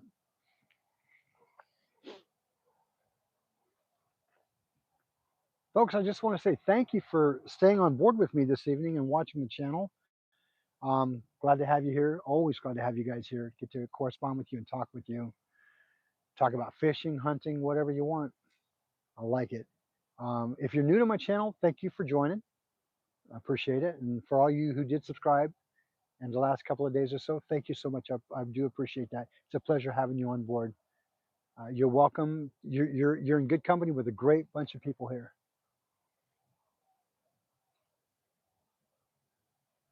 Oh, they almost look like a little mini dolphin? Really? Wow. Yeah, you know what? You're right. I did see a picture of them. They're darker in color, but you're right. They do kind of look like that. Because I remember the first time I saw them, like, wow, that they look odd. But they would look cool to catch, though, for sure. Just catch and release them for sure. Just get that picture and put them back. Now, see, folks, look at that pole. Can you see that? That thing's bent. That's how strong that current is right now. It is bent. Here, let me light it up for you. Can you see that? That's how bent that pole is right now because of the current. And if you can see the water down it, it's trucking along. I mean, it's really moving. I went red on you. Sorry about that. Oh, there we go. Yeah, that water's trucking along pretty good.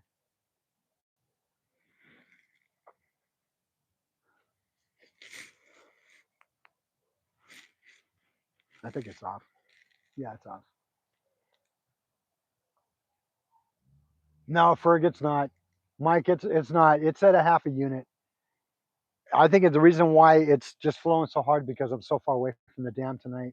I'm about 4 or 5 miles away from it. I'm south of the dam tonight from when I'm normally at. But it's cranking. It's cranking good. But no, it's not going to rise. It's going to be a half a unit all night. Saturday is the next projected date for it to go up to 3 units. So definitely going to figure out what we want to do on that night. If it's at 3 units, man, it's got to be a lot better than tonight for sure. For sure. By the way, hey Ferg, congratulations on that big catch you caught that night, man. That was impressive. Really good job, my friend. See, Jacob says I would love to catch an Apache trail just to see what it looks like in person. You're talking about the Apache trout? Yeah, they're actually beautiful fish. They are indigenous to the Arizona area only, at a certain part of Arizona only, though. Yeah, yeah, I know what you meant, Jacob. Yeah, they are gorgeous. Yeah, no problem, Michael. You did really good that night, man. I was impressed. I was impressed. It made for a good showing even on my side. I love watching you catch them. Let's see, who said that? Hang on a second. Hey, Hookham, Texas, how are you? Thanks for joining tonight, man. Glad to have you on board. How you been?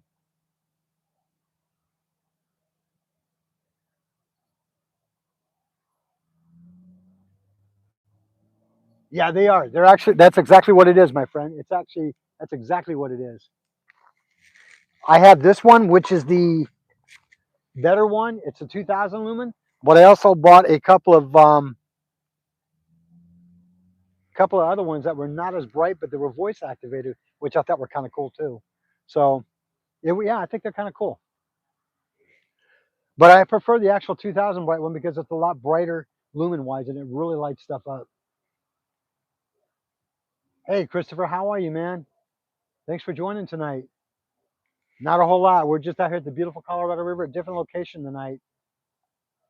It's been a bit of a challenge because the water's so low and the water's moving pretty hard right now. I mean, it's the flow is so hard right now that it's literally putting my pole at a bend. So, but I mean, we're out here doing what we got to do to see what we can make happen. But it was just nice getting me being able to get out here and chat with you guys and fish. I just wanted to get out here and fish for sure, though. No, it's been tough, man. Nobody's caught here tonight. Nobody's caught. We did get a couple of bites earlier, but it's been tough. When the water's as low as it is, it makes it really difficult.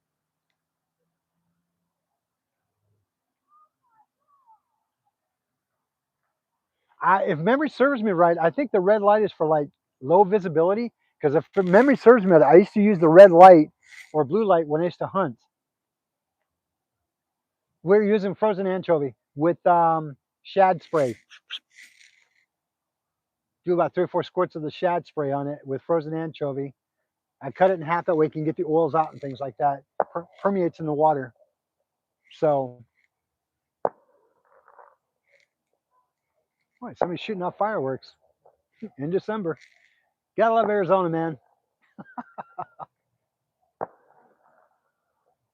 G Dad, what is going on, my friend? How you doing? How you doing, G Dad? Glad to have you on board tonight. Yes, Christopher, I do too. I actually use shrimp. I do frozen shrimp and sweet baby Ray's barbecue sauce. I marinated in it, and I would tell you that was a hot spot for me. Hang on, that might be something. That just poured. That just pulled drag. That may be something.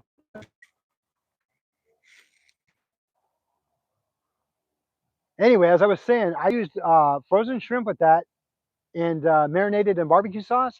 That caught me almost a 12-pound carp. Whoops, sorry about that. That caught me almost a 12-pound carp in the river. That was my personal best and my only carp that I ever caught. I've never caught one until that day. So it was not only my PB, but a very first time for me. Okay, maybe not. Maybe not.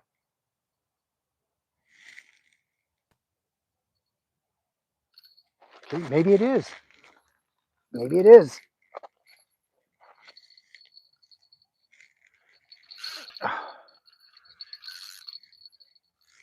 Boy, wouldn't that be something if it was?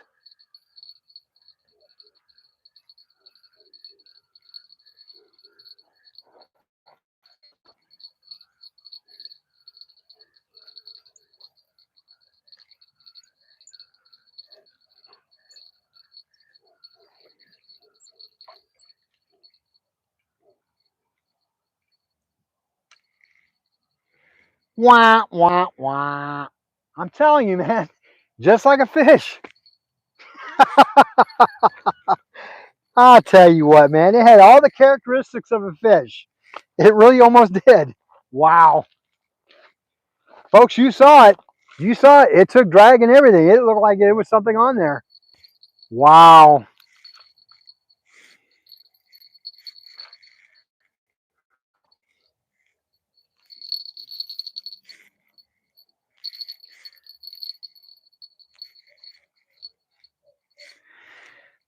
It's a big goose egg. Wah, wah, wah.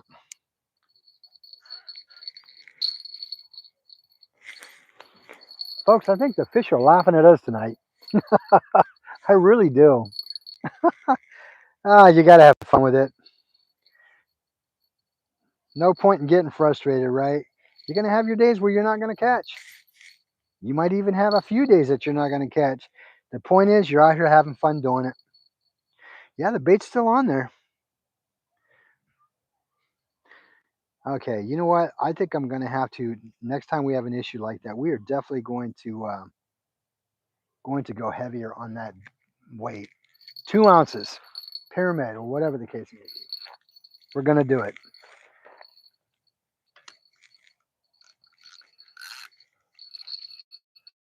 Well, we're stuck here. Give me a second here, folks. Give me a second. Boy, I'll tell you what, though, it felt like it actually hit. It really did. It was the darndest thing I've ever seen. I would love to say fish on, but I'm going to have to say it was actually vegetables on. Vegetables on. All right. Let's try this again.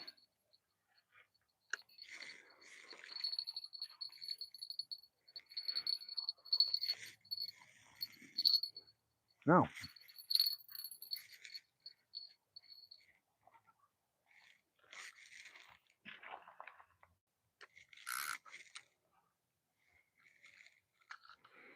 I think somebody may have started a bonfire.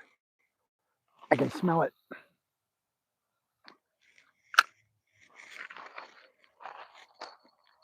Yep. It's already taken it. There it goes. Boing, boing.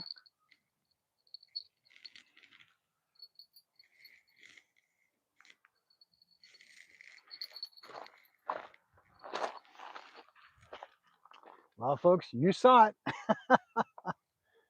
Ah,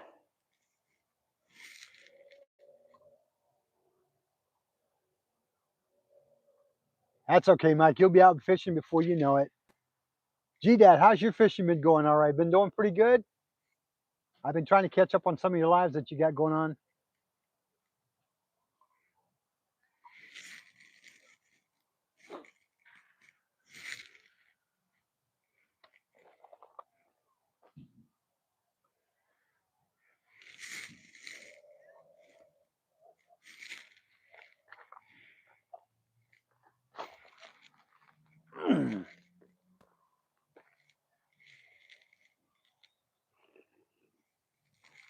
Ah, coffee's good. Sweetheart, thank you for making my coffee. I appreciate it. I definitely needed it tonight.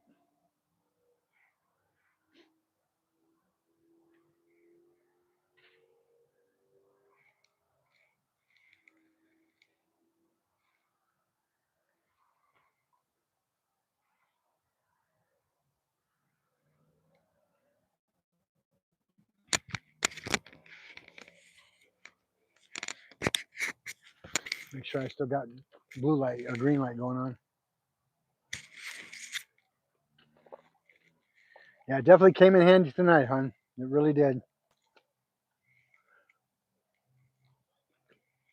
I thought for sure I had a fish on that one for sure. Ended up being solid.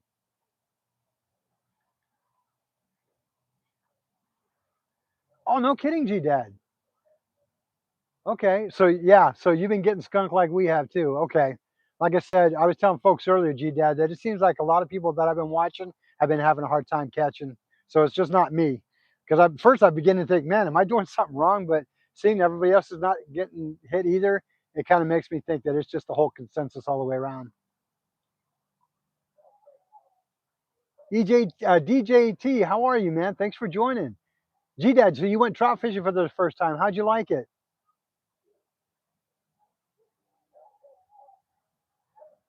Were you using a worm or were you using power bait with salmon eggs or rooster tail? Or I always like knowing what people did and how they caught because that way I can learn from it.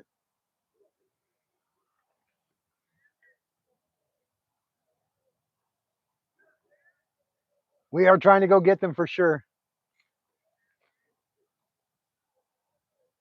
DJ Chief, the hog says, go get them. We are trying to, my friend. Whoop. Again, there does it again. Now that tells me it's got to be the current.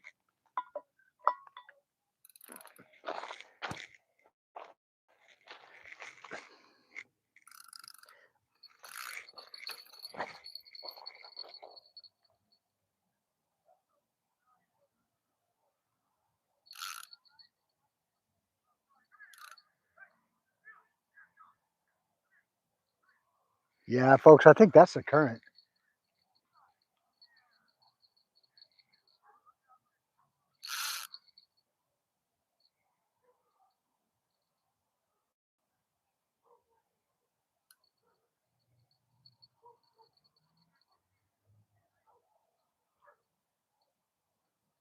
It doesn't feel like an actual fish on there. It really doesn't. It literally feels like the current.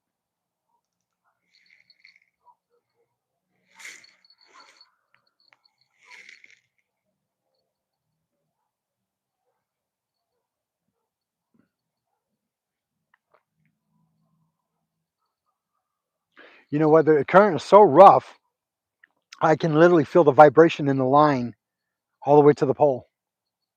I can feel it. It's cranking.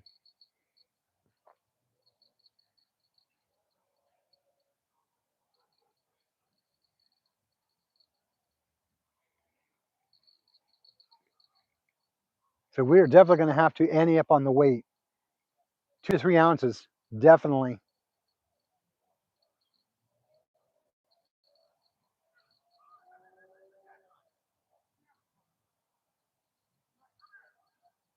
It's funny. I can hear people in the background yelling at their pets. Their dogs are running amok out here. I'm free. I'm free. I can hear owners getting mad at them. That's funny. The dog's like, I'm free. I'm running. Oh, it's funny. Yeah, it's definitely it's the current. It's got to be. All right, no worries,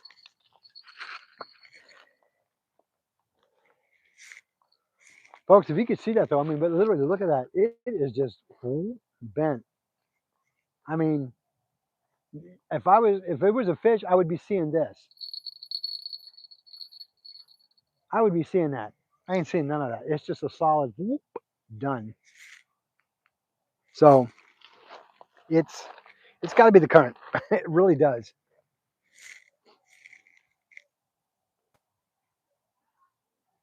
Hey Jenna, how are you? Thank you for joining tonight. I'm actually about 5 miles south of where I'm normally fishing at. We're in a different part of the Colorado River. The water is extremely low tonight, but it's running rough. We're at a half a unit, but if I had to guess, and I do mean guess, it's probably run about 10 to 15 miles an hour. If okay, maybe not as about 5 to 10. I'll give it that. And that's being mild with it because it's just literally taking my line and going down with it. Well, hang on a second here. What did G Dad says? I wasn't prepared. I tried with my crappie setup, but I will be going to Bass Pro Shop to get. Oh, perfect, perfect. Hey, G Dad, that is my favorite store of all, man. I could go broke in that store. Thank goodness I don't live closer. I live like an hour and a half from it. So, brother, when you're there, think of me too, man, because I wish I was shopping there with you. D Hall, how are you? Thanks for joining. D Hall, hello, Arizona from former Arizonan. Yes, you are. Have you had a you've let's see, you've had a beautiful afternoon there today. We always have you on the TV, but I'm never close enough to my phone to say hello. Oh, well, thank you, D Hall. I appreciate that. And in fact, I just want to say thank you for always having me on TV. I appreciate that. We are doing wonderful tonight. The Colorado River is really low. And for folks that keep hearing me say that, I do apologize, but I do have a lot of new followers that are coming on board tonight. So bear with me if you would. I greatly appreciate that. D Hall, the river is really low. We're at a half a unit tonight, believe it or not. I'm about 5 miles down of where I'm normally at, though. And the water's cranking. I mean, literally, that pole that you see is at a bend. I wish I could say that it was due to a fish. No, that's the current taking it, even at a half a unit. It seems like the farther that I'm away from where the dam area is, the harsher the water moves. So that's where we're at right now. I did get a nibble earlier, I believe. Somebody down farther, also farther from me, also got a bite, but it's been really slow. But that seems to be the consensus everywhere. People are having a hard time catching everywhere. It seems like. Drunken Chef, how are you? Hello, Drunken Chef. Thanks for joining tonight, my friend. Glad to have you on board tonight. Always a pleasure to have each and every one of you here. Yeah, so I mean, it's like I said, I really initially thought that it was me that was having the problem with catching, but it seems to be all across the board. no matter where people are. Some people are catching, a lot of us aren't. It's tough. I know that Chaos Goat did some ice fishing recently. I caught, I think it was yesterday I saw him doing. He did pretty well. He did pretty well. Um, but overall, though, as a whole, though, the bite's been slow everywhere. It's been slow. I do too, D Hall. That would be nice. That would be nice. I'm gonna be out here for a little bit longer, but we will try.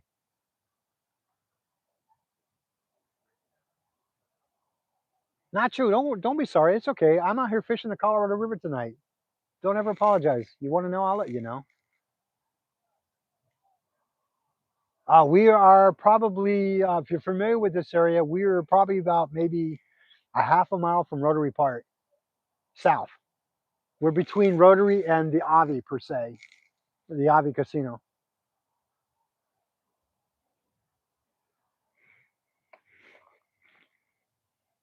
Yeah, folks. I mean, check that pole out. It's whoop. That's all current. That's nothing being tugged on. That's how strong the water is. Even at a half a unit, that's how strong it is. Somebody must be burning fire. I can see the ash coming down.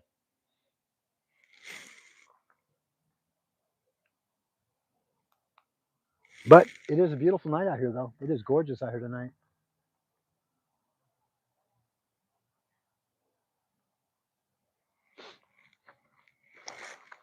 But you know what, though? It's still a good night. I mean, I'm enjoying being out here, getting time on the water, trying to catch fish and spending some really good quality time with you fine folks here on YouTube. Thanks for supporting my channel. I appreciate that. I really appreciate all you guys' support and dedication helping me grow. I'm trying to reach that 3,000 hour mark before January 1st because I just found out that they do reset some of the times. So there's a good possibility that I will lose some. So I'm trying to get over 3,000 before the end of December if it's possible on the watch hours. So I am asking folks to just let the videos play. If you want to go to the playlist that I have on there, just click on it and let it play, play, play. You don't have to really watch it, just let it play. But there are some good videos on there. There really are. So yeah, if you could do that, I'd be grateful, everybody.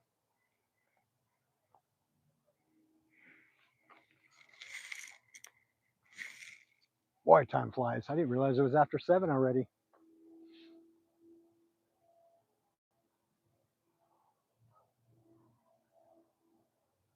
Oh, what's your temperature in Oklahoma right now, D Hall?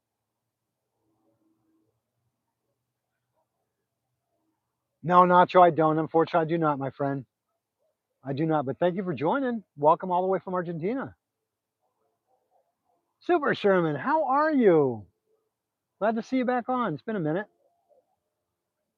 Hopefully, you're doing well.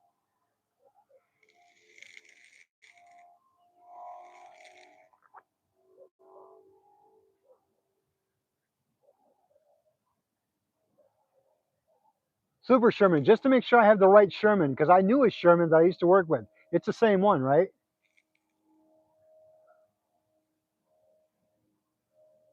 Oh, you've been taking a lot of trips. Okay, good deal. Oh, perfect. Okay, I just want to make sure. Perfect. How's the family doing? How's the baby?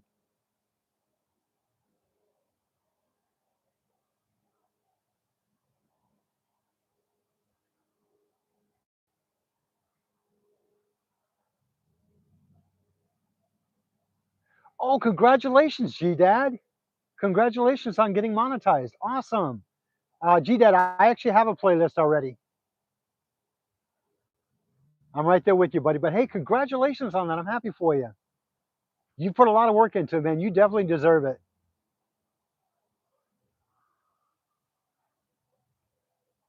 Now, 56 is comfortable, but it's gonna drop, D Hall. You know it's gonna get cold. Awesome. Hey, folks, I'm so glad to hear that. G Dad just got monetized. Awesome.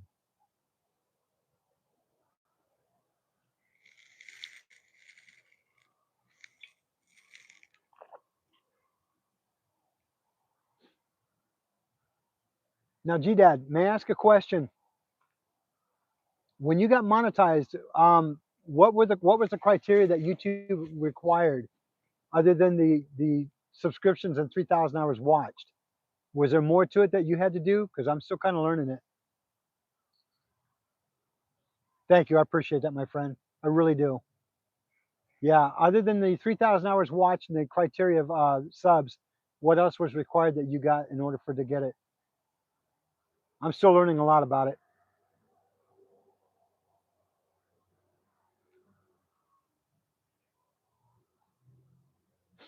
Yeah, that's awesome. All right, G Dad, you go. Good job.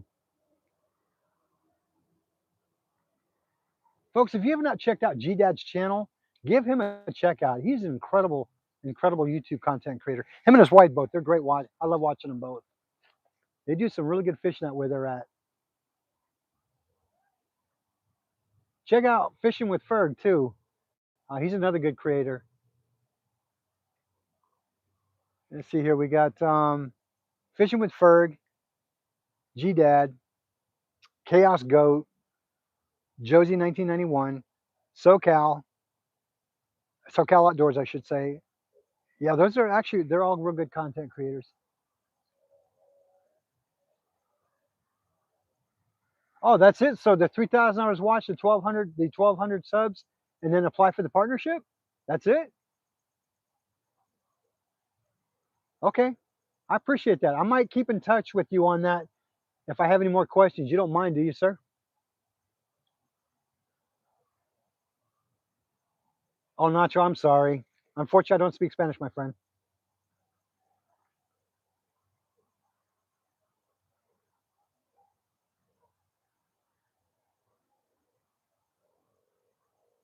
G Dad, what I might do is send you a message in one of your videos, and oh, you know, actually, I got your email address. Duh, I forgot about that. Um, Perfect. Okay. If you're okay with it, my friend, I'd like to email you with some more questions if I can. I won't bother you. I just some couple of questions I have, and then because I'd really like to know. I appreciate it. Again, congratulations, G Dad. That's I'm happy for you guys. That's awesome.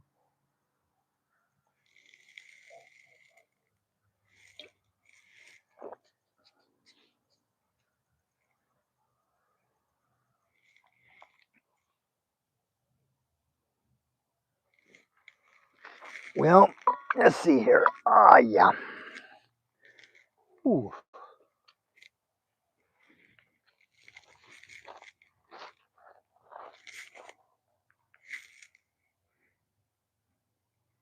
boy, this light is pretty bright. I can see across the river. Nice. That's incredibly bright. Woo wee. Ah, there we go. Yeah, that's impressive. Folks, I'm going to show you something real quick. Whoops, sorry about that. I'm going to show you something real quick. Like, I do apologize about blinding you. I didn't mean to. So, check it out real quick.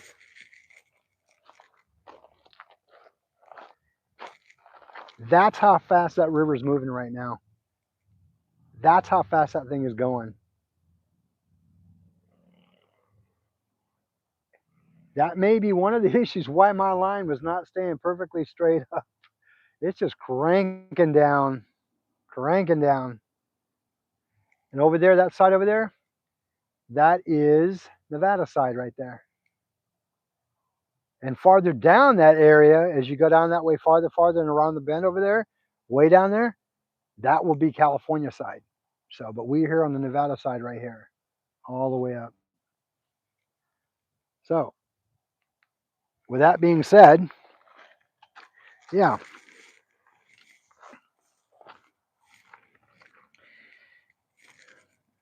Whoop. Sorry about that. Hope I didn't make anybody dizzy.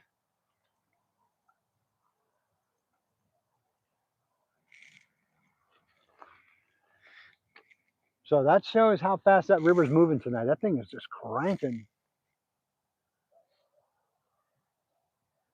Mudcat Lotus, how are you? Thanks for joining tonight. Appreciate you being here.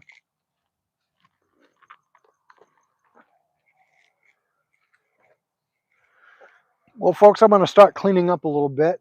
I'm gonna leave the pole in the water for a little bit longer because you never know. It's that last minute you might get that hit. You never know.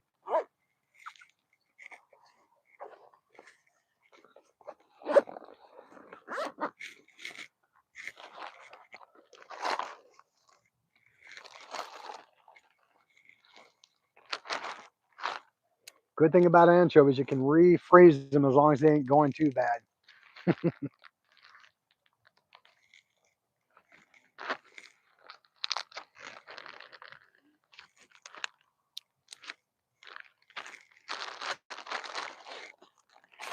Yeah, I think these chovies, the new ones that they came out with, a smaller pack, I think they're larger in size. I really think that's why they raised the prices up on them. Just kind of surprised me because I was used to using certain, and to me, the smaller one seems to work better. But then again, that's the way it goes, right? Everybody getting ready for Christmas? I know it seems like it's coming fast, huh?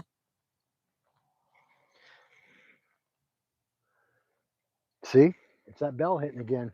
Makes me wonder.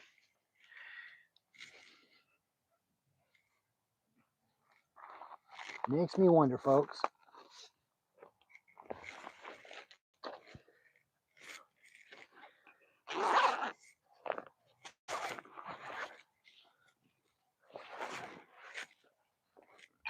Ah.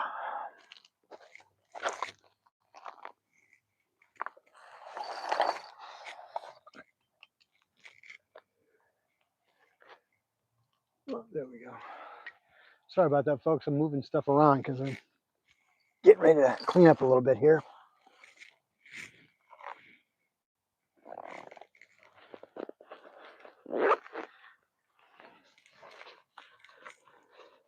Folks, if you guys are interested in getting a new bag, like a tackle box bag or even a small size one, I would highly recommend that you check out the Okeechobee kit. I'm not being sponsored by them by no means, but I will tell you, this is like one of the best bag companies that I've used. I was so impressed with the way that these are. It's the Okeechobee, hang on a minute. The Okeechobee Fats. That's what it's called, Okeechobee Fats. The green color like that. You can find these at your local Walmart. These things are amazing. Um, this is a compact size one, and you can fit a lot of stuff in this thing. Now, the initial one that I got when this came with new, came with about 4 or 5 clear, um, um, like folder type containers that you could Ziploc style, that you could put bait and stuff in, your plastics and such like that. I ended up removing all of that and ended up just modifying it the way that would work for me. Game changer, 100% game changer. The big bag that you see me use on my channel 99% of the time, same company, but it's the monster size bag. I can put 5 or 6 big of those big um, tackle packs in. I got 5 or 6 that fit in that thing. Plus the pockets and everything else. I can stuff all kinds of stuff. My weights, my hook extractors, leaders. I mean, everything. I can fill that thing to the brim and still have room for more. And then the newest one that I got was the one you can throw over your shoulder. That's even smaller than this, but it conveniently goes over the shoulder area. All from the same company. Walmart sells them. I don't know if they're exclusive with Walmart, but they are phenomenal. The big pack that I got was about $39. Okay. This one I think at the time was like 15. And then I got that one over the shoulder one I think was for like maybe 20. Smaller size, but convenient, but worth the price. So give it a check out, guys. Seriously, I'm not being sponsored by this company, but give this product a check out. You will be pleasantly happy that you did. I promise you that. I don't normally endorse anything because I made that mistake a long time ago when I endorsed a fishing product and it ended up being a flop. The problem was, is honestly, it was a learning curve for me because I didn't spend enough time using the material. I didn't know enough about it. This stuff I use every time I go fishing. The magic thread that you see me promote on the channel, Amazon, you get 4 rolls of it for like 20 some dollars. Amazing stuff. I would definitely endorse that. The hooks that I use, things like that. If I'm using it on a regular basis, I'm definitely going to tell you, hey, this is what works for me. You might want to try it out. And you know what? I'd love to get the same feedback from you guys because it's like I learn from you guys. Whatever product you use, let me know about. Let's see. A fishing G Dad says, "Oh, I have a few of those I purchased from." Yeah, there you go. See, you know what I'm talking about, G Dad. You know what I'm talking about. Those things are good products. I love those things. I mean, years ago, my wife bought me this big one from Bass Pro Shop. It was a great tackle box. It had like four of those trays in. You could do in all kinds of stuff. I had that thing probably about 10 years or so, and it just finally gave out. I thought, well, I'm not going to make the hour and a half drive to go back and get another one. So I found this one at Walmart, the big one I first wanted of that company of the Okeechobee Fats. Fell in love with it. Then I found the smaller one, fell in love with that. And then I got the other one, fall in love with that. So it's a great product. Frost, how are you? Good to see you on here tonight. We are doing well. How are you doing?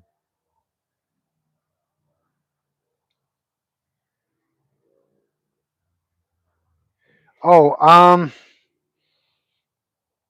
gosh, Dad, what was my question to you? I forgot. Boy, I love being a senior.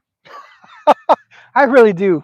I can't remember things half the time. Oh gosh. What was the things that I asked you that I wanted to know about? You told me about the YouTube already. Da da da da da da.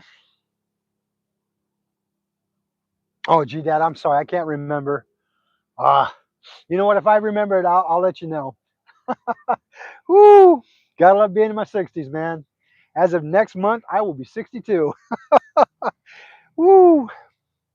I'm gonna try and live the 60s life gracefully, right? Oh gosh, gee, Dad, I'm sorry. I will remember it. I hope because there was something if I wanted to know. If I wanted to know, it must have been important. You know what? I may have to go back and watch the video. Then I'll remember. I may have to go back and watch my own video. Then I'll remember.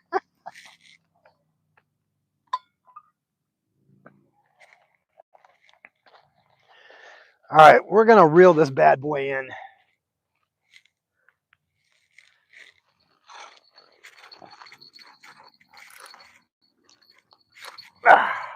Now the area I'm on tonight is a lot of rocks. A lot of rocks.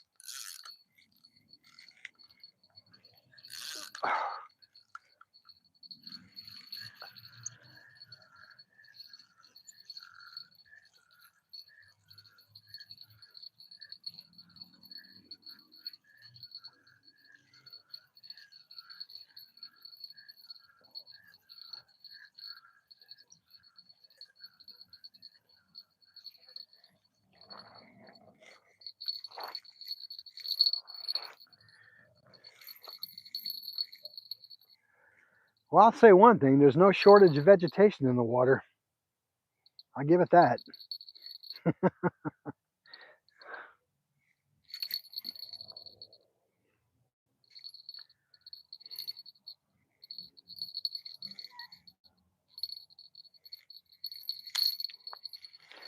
So a couple things I learned tonight that I definitely want to do.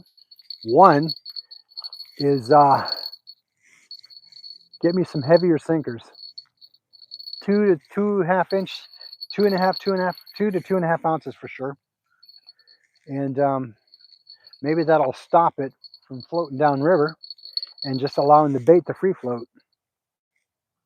And two, I want to learn how to use this the new minnow that I've got. I've been using a lot of my swim baits recently just to become really proficient with it. And I got to tell you, I'm really impressed with them. I actually like them now. I'm not as intimidated by them like I used to be. There you go. Yep, and there it goes.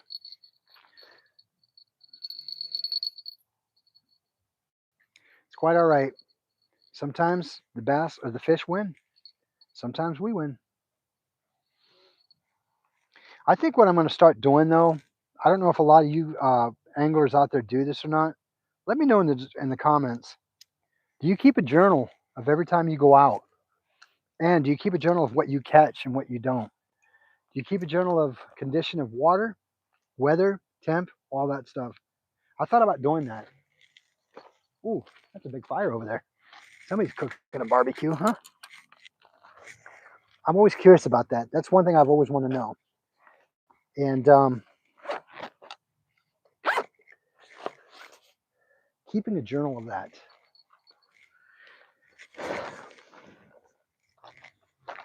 I think it's a great way to go back and look at your notes.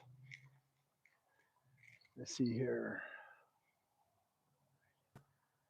Yeah, no worries. Thank you. I appreciate that, G-Dan. I think it's a great way to remember the things you caught, what you did, what rod and reel you used, what's bait or lure you used. I think it's a win-win all the way around. I might start doing that. I think what gave me the idea to do that, folks, is I think what gave me the idea of start doing that was some time ago. I was watching the late Phil Robertson, amazing individual from Duck Dynasty. But I remember him and his family way before Duck Dynasty even hit the airs. Lagging or logging, I got you.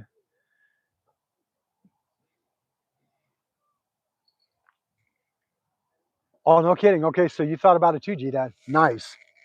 Yeah, I think it's a great way to help us to remember what we've caught, the conditions, the time, the ambient air temp, and all that kind of stuff. I think it's important to do that. And what really impressed me to do that was, again, like I was saying, some time ago when I was watching excuse me, Duck Dynasty back in the day. Oh, you do? Awesome, Jim. Jim just said he checks the water temperature and level every day online, which is a great thing to do, no doubt. No doubt. That's a good idea, Jim. Thank you. Marco says, I went fishing in Galveston today. Marco's awesome. Did you have any luck? We have to look, oh, you have to look at the fishing tides. No kidding. Okay. Awesome. Yeah, it's important. I mean, I think the more that we educate ourselves in what we're doing, it's going to only make us more proficient and better at what we do. Um, we have to look at the fishing tides. Yeah, that's definitely a win-win for sure, especially out in the Galveston area, because you guys are out there what in the Gulf of America area. So let's see. Solar Texan says the barometric pressure makes a huge difference too. I agree with that, Solo. I 100% agree with that. So glad you don't have the mayflies flying all over the place. D Hall, we get them. Trust me, we get them a lot. There's been times if you go back and watch some of my earlier videos that I did lives on, you'll see them everywhere. You'll see them everywhere. I promise you. Like an incoming and outgoing. Okay, yeah, I got you, Marcos. That's exactly correct. That's a good way of putting it. Yeah, you definitely got to know the incoming tide and the outgoing.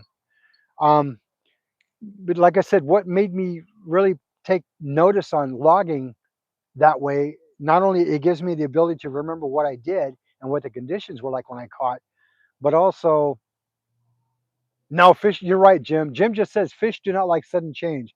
100% agree with that. 100% agree with that. And now Phil Robertson, when he did his logging for duck hunting, he had years and years and years. I mean, on a weekly basis or without, he was doing it for years at a time, and that's how he was able to go back and know what the changes were, whether they were good or bad. See, Marco says, yeah, you don't want the pressure to be too high. I've always done fishing better with the clouds. You know, that's so true, Marcos. And the reason why they say that clouds are better is because on a nice, clear, sunny day, the barometric pressure is high for the fish and they can't tolerate it. It's when the incoming storms come in or the cloud cover is when it reduces the barometric pressure on them. I guess it plays havoc on their bladder, internal bladder system. So, yeah, I've heard that. So, that's true. I've heard that. So, absolutely. But he kept records for years and years. And I thought, you know what? What a better way to go back and see how did I do 6 months ago versus now? What did I do a year ago today that I did differently now? What was the changes or differences on it? I think it's a great way to do a log on that and keep record of it. You know, like do a diagram or graphs. You can see where your high peaks are and your low peaks. I think it's just a great way to do it. Hey, welcome in from Indonesia. We have another one from Indonesia tonight. Thank you so much for joining. We are out here in beautiful Arizona in the United States fishing the Colorado River.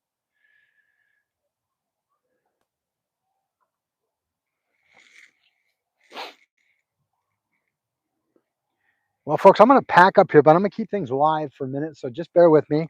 I'm almost packed up. I'm going to turn on the headlamps. I'll try not to blind you, okay? Or, I might leave this one on until we get to the truck. I just want to start packing up, though, because I don't want to be too late out here. I just got to find the hammer. Oh, there it is.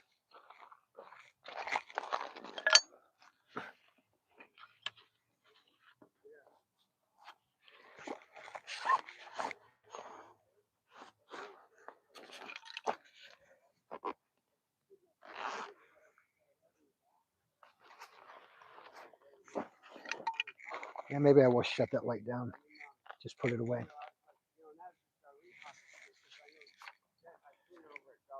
Oh, sorry about that, folks. Check it out. We've got people actually on the kayaks, I think, or on the boat. I don't know if you can see them or not. I'll try and get them out there if I can.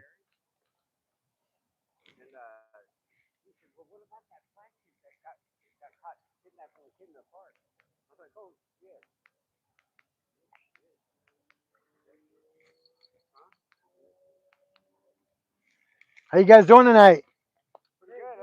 Not bad. You guys fishing? Oh, just cruising? Nice. Well, be safe. Are you guys on kayaks or floats? Oh, okay. I'm like, oh, that's brave. Well, be safe out there, guys. Oh, very good. It's the way to do it. I'm telling you, folks. What's that? Ah, gotcha. All righty, man. Well, be safe. Have fun. Folks, only in Arizona can you cruise down the river in a kayak at night and just enjoy life. It's amazing. It's amazing. You see, Marco says, I caught a flounder, had some more bites, but man, the wind it got windy out there. Oh, well, congratulations on catching the flounder. See, Solo Texan says, that's not a wise idea. Kayaks at night with strong current. Yeah, I'm telling you. And another thing too, Solo, they probably would have been beneficial to have some kind of lighting on those things too. I know that Walmart sells those green and red lights and the white ones for the back. That way they can be identified, because if there is boats on the water, being as low as it is tonight, I seriously doubt they're going to have any kind of boats on the water, unless they're jet powered. But overall, though, yeah, you're right, still not safe. You need to have some kind of lighting. The east wind was whipping. Oh, wow. It sounds like you guys got some heavy winds out there, Marcus. All right, folks, let me tear down some of this stuff here. I'm going to put the headlamp on, so bear with me. I'll try not to make it super bright. We're going to pack down. I'm going to keep you fine folks live while I do this.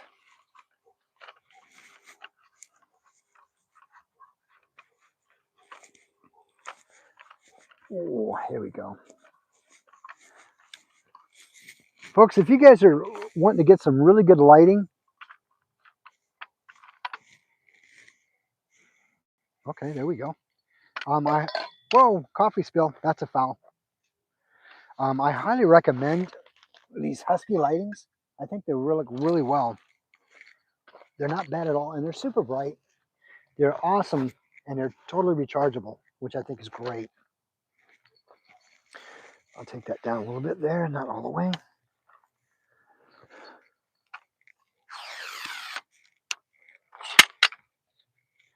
It's a little bit more down. Yeah, we're going no lower than that. I think they're phenomenal, and they don't really require a lot to charge them up. It really doesn't. Oh.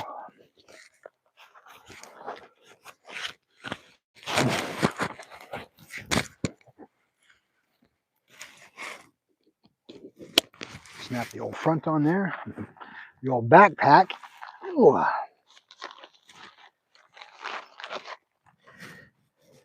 That's another reason why I wanted to carry light tonight, because I had so much to carry out. Goodness, thank goodness I don't have to go far to the truck though.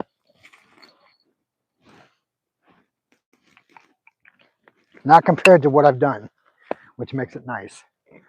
So.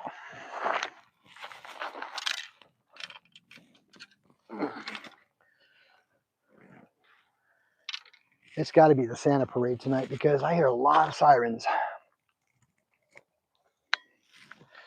All right, folks. Turn it around with me here. There we go.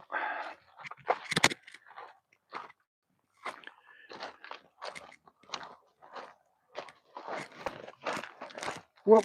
Hang on a second. Here's the microphone. There we go. Okay. Make sure I don't hit that microphone and tear it off.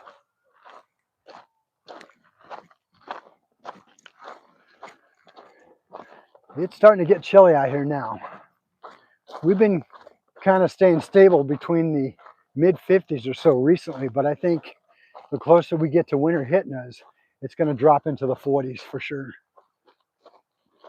But folks, this whole area that you see, all this whole area is normally underwater. So that's how low we are. That's how low we are because the water's way out there. So it is really low.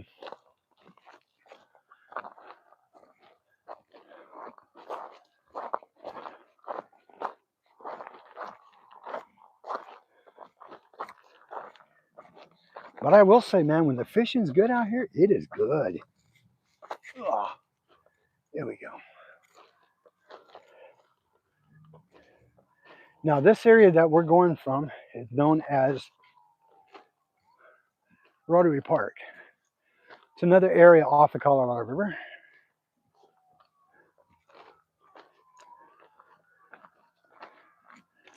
I remember poor G-Dad had to carry all his stuff up. He had a ways to go. That's why I wanted to carry light tonight, because I know how it is to carry a bunch of stuff. He had a cart, he was still carrying a lot of stuff. Trust me, I watch your guys' videos. I learn from you. I learn to see what you have and what you're using. And I try to implement it in what I got. And hopefully, if I have something that you guys can use, yeah. There's the old pickup truck right there.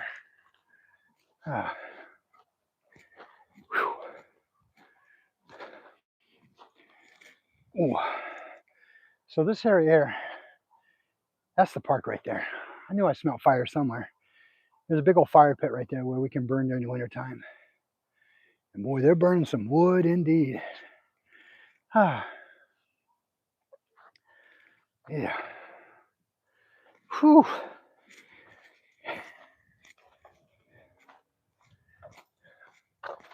Let's see here. Let's see here.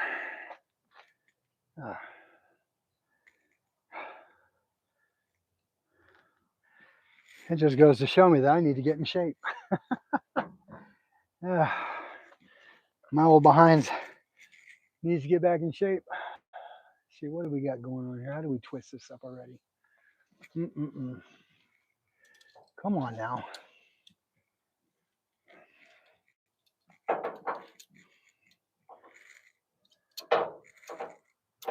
There we go. I'm like, is that even a thing? It's a thing.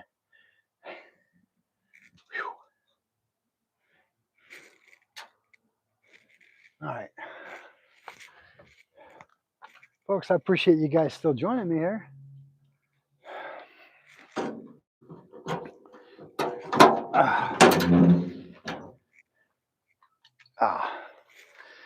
The old bait bag off.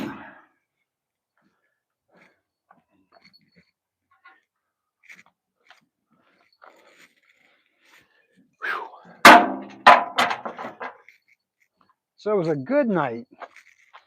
I mean, in all reality, it was still a great night no matter what. I learned a lot of things. I even learned about the amount of size of bait, or not bait, but sinkers I need for weight. It was a good night. Very good night.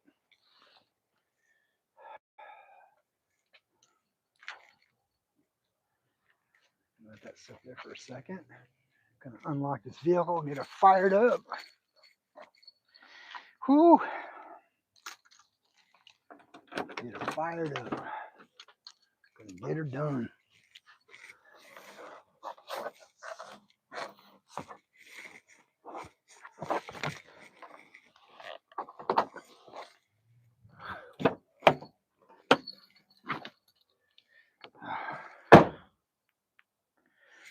All right. Yeah.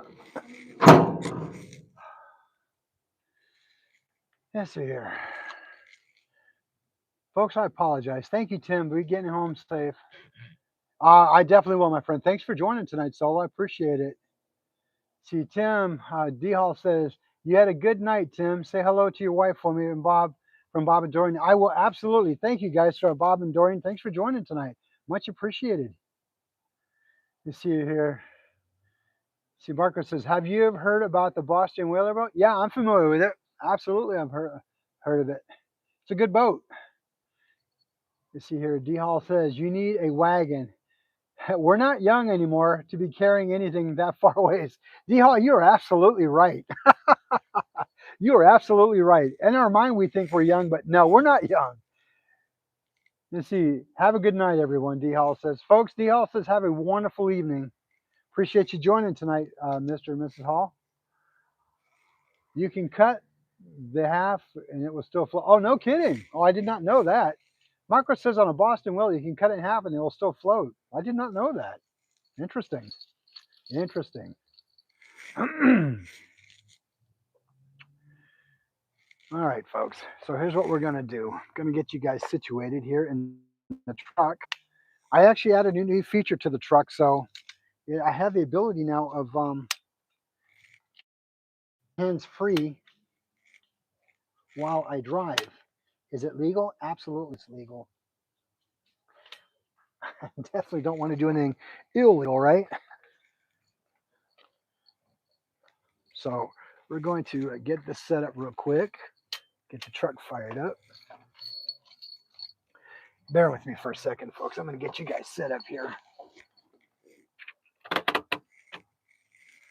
Bear with me here. Now, I learned this too from other YouTubers who do it. So I think that's a great idea. Let's try it.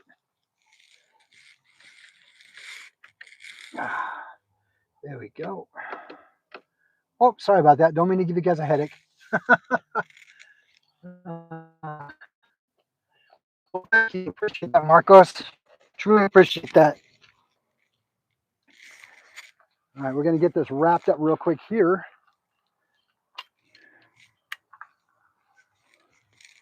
Oh, you know what? Almost forgot my coffee cup. That's not good. That's not good at all. Anyway, keys, got the bell. Yeah. You know what? I think I need to get a different light in my truck as far as the cab light because it's been here since the beginning of ownership back in 2006. So yeah, it's pretty dull. Pretty dull. And we're gonna flip you around here. There we go. There we go. Whoop, sorry about that.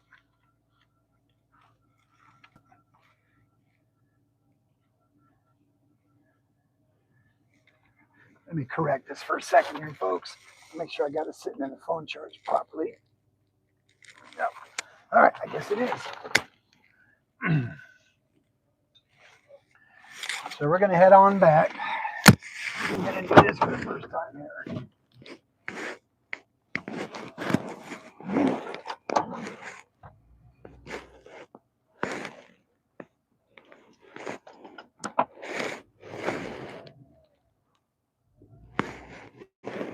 It's a nice little park we go to here.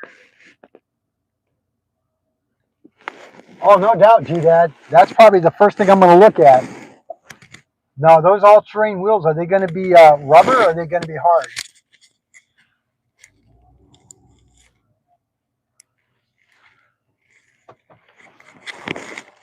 Definitely want some beefy tires on that bad boy for sure.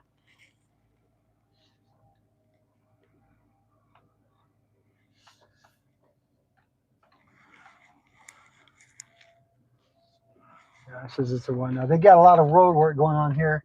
Normally, both ways are opened up, but they got some construction going on here, so I got to go carefully here.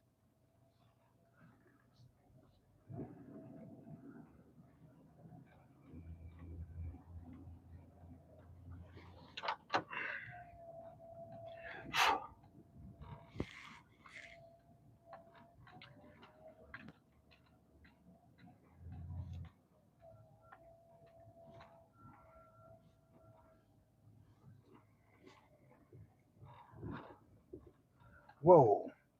Okay, that ain't gonna work. All right, gonna have to get over here. That's gonna be complicated.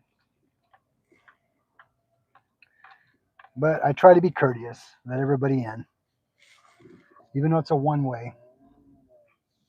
There we go. Yeah, there's always way. We can always make room for everybody, right?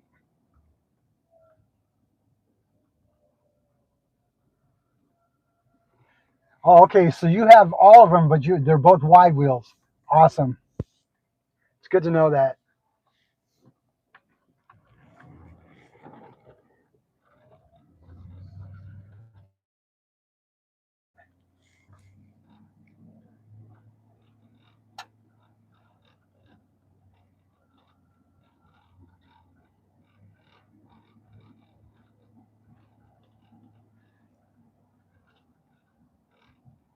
Yeah, we were looking at ones on Amazon. So hopefully, for the price that they seem to be a lot better price than actual the ones on at the Walmart that we saw.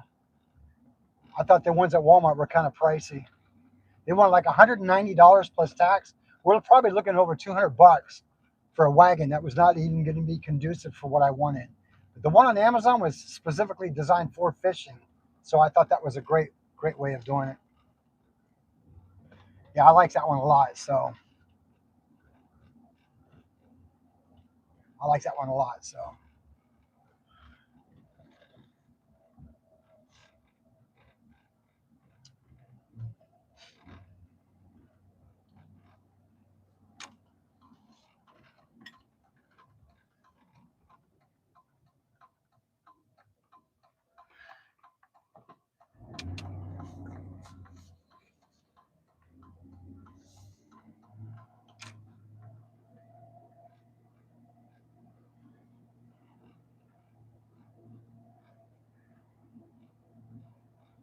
yeah, we are definitely going to end up investing in a wagon for sure because the fact is that we have a lot of stuff that I've accumulated and it's getting heavier and heavier. Now that the wife is actually on board with fishing, um, we're both going to be carrying a lot more product, which I think is a good deal.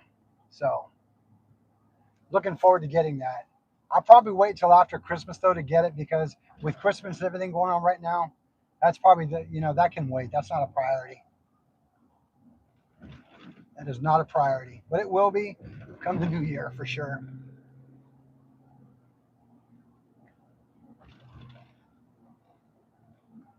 Folks, I want to say thank you again for joining the channel tonight.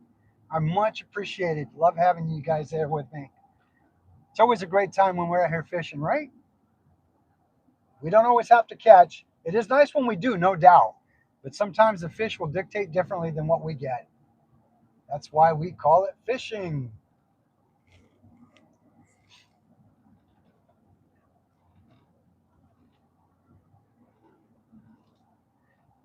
Going to give you guys a little bit of a tour of the city that I live in. This is the area that I live in is called Bullhead City. It was established in 1987, believe it or not. It used to be called Hardyville. Don't know if you folks knew that or not, but Bullhead City was not always called Bullhead City. It was actually called Hardyville. And the original people who founded this city, last name of Hardy, believe it or not, are still buried here. And the Colorado River, the area where I'm living at, was used basically a travel way for commerce to bring stuff in back in the 1800s and stuff. So, I mean, there's a lot of history in this city that I live in, aka Hardyville.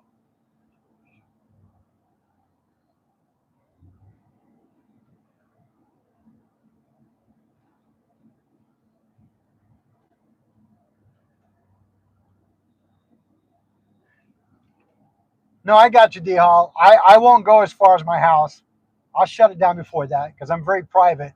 But I'm just giving Uncommon a little bit of the city of the history of it. But I do appreciate that. Thank you, Miss Hall. I appreciate that.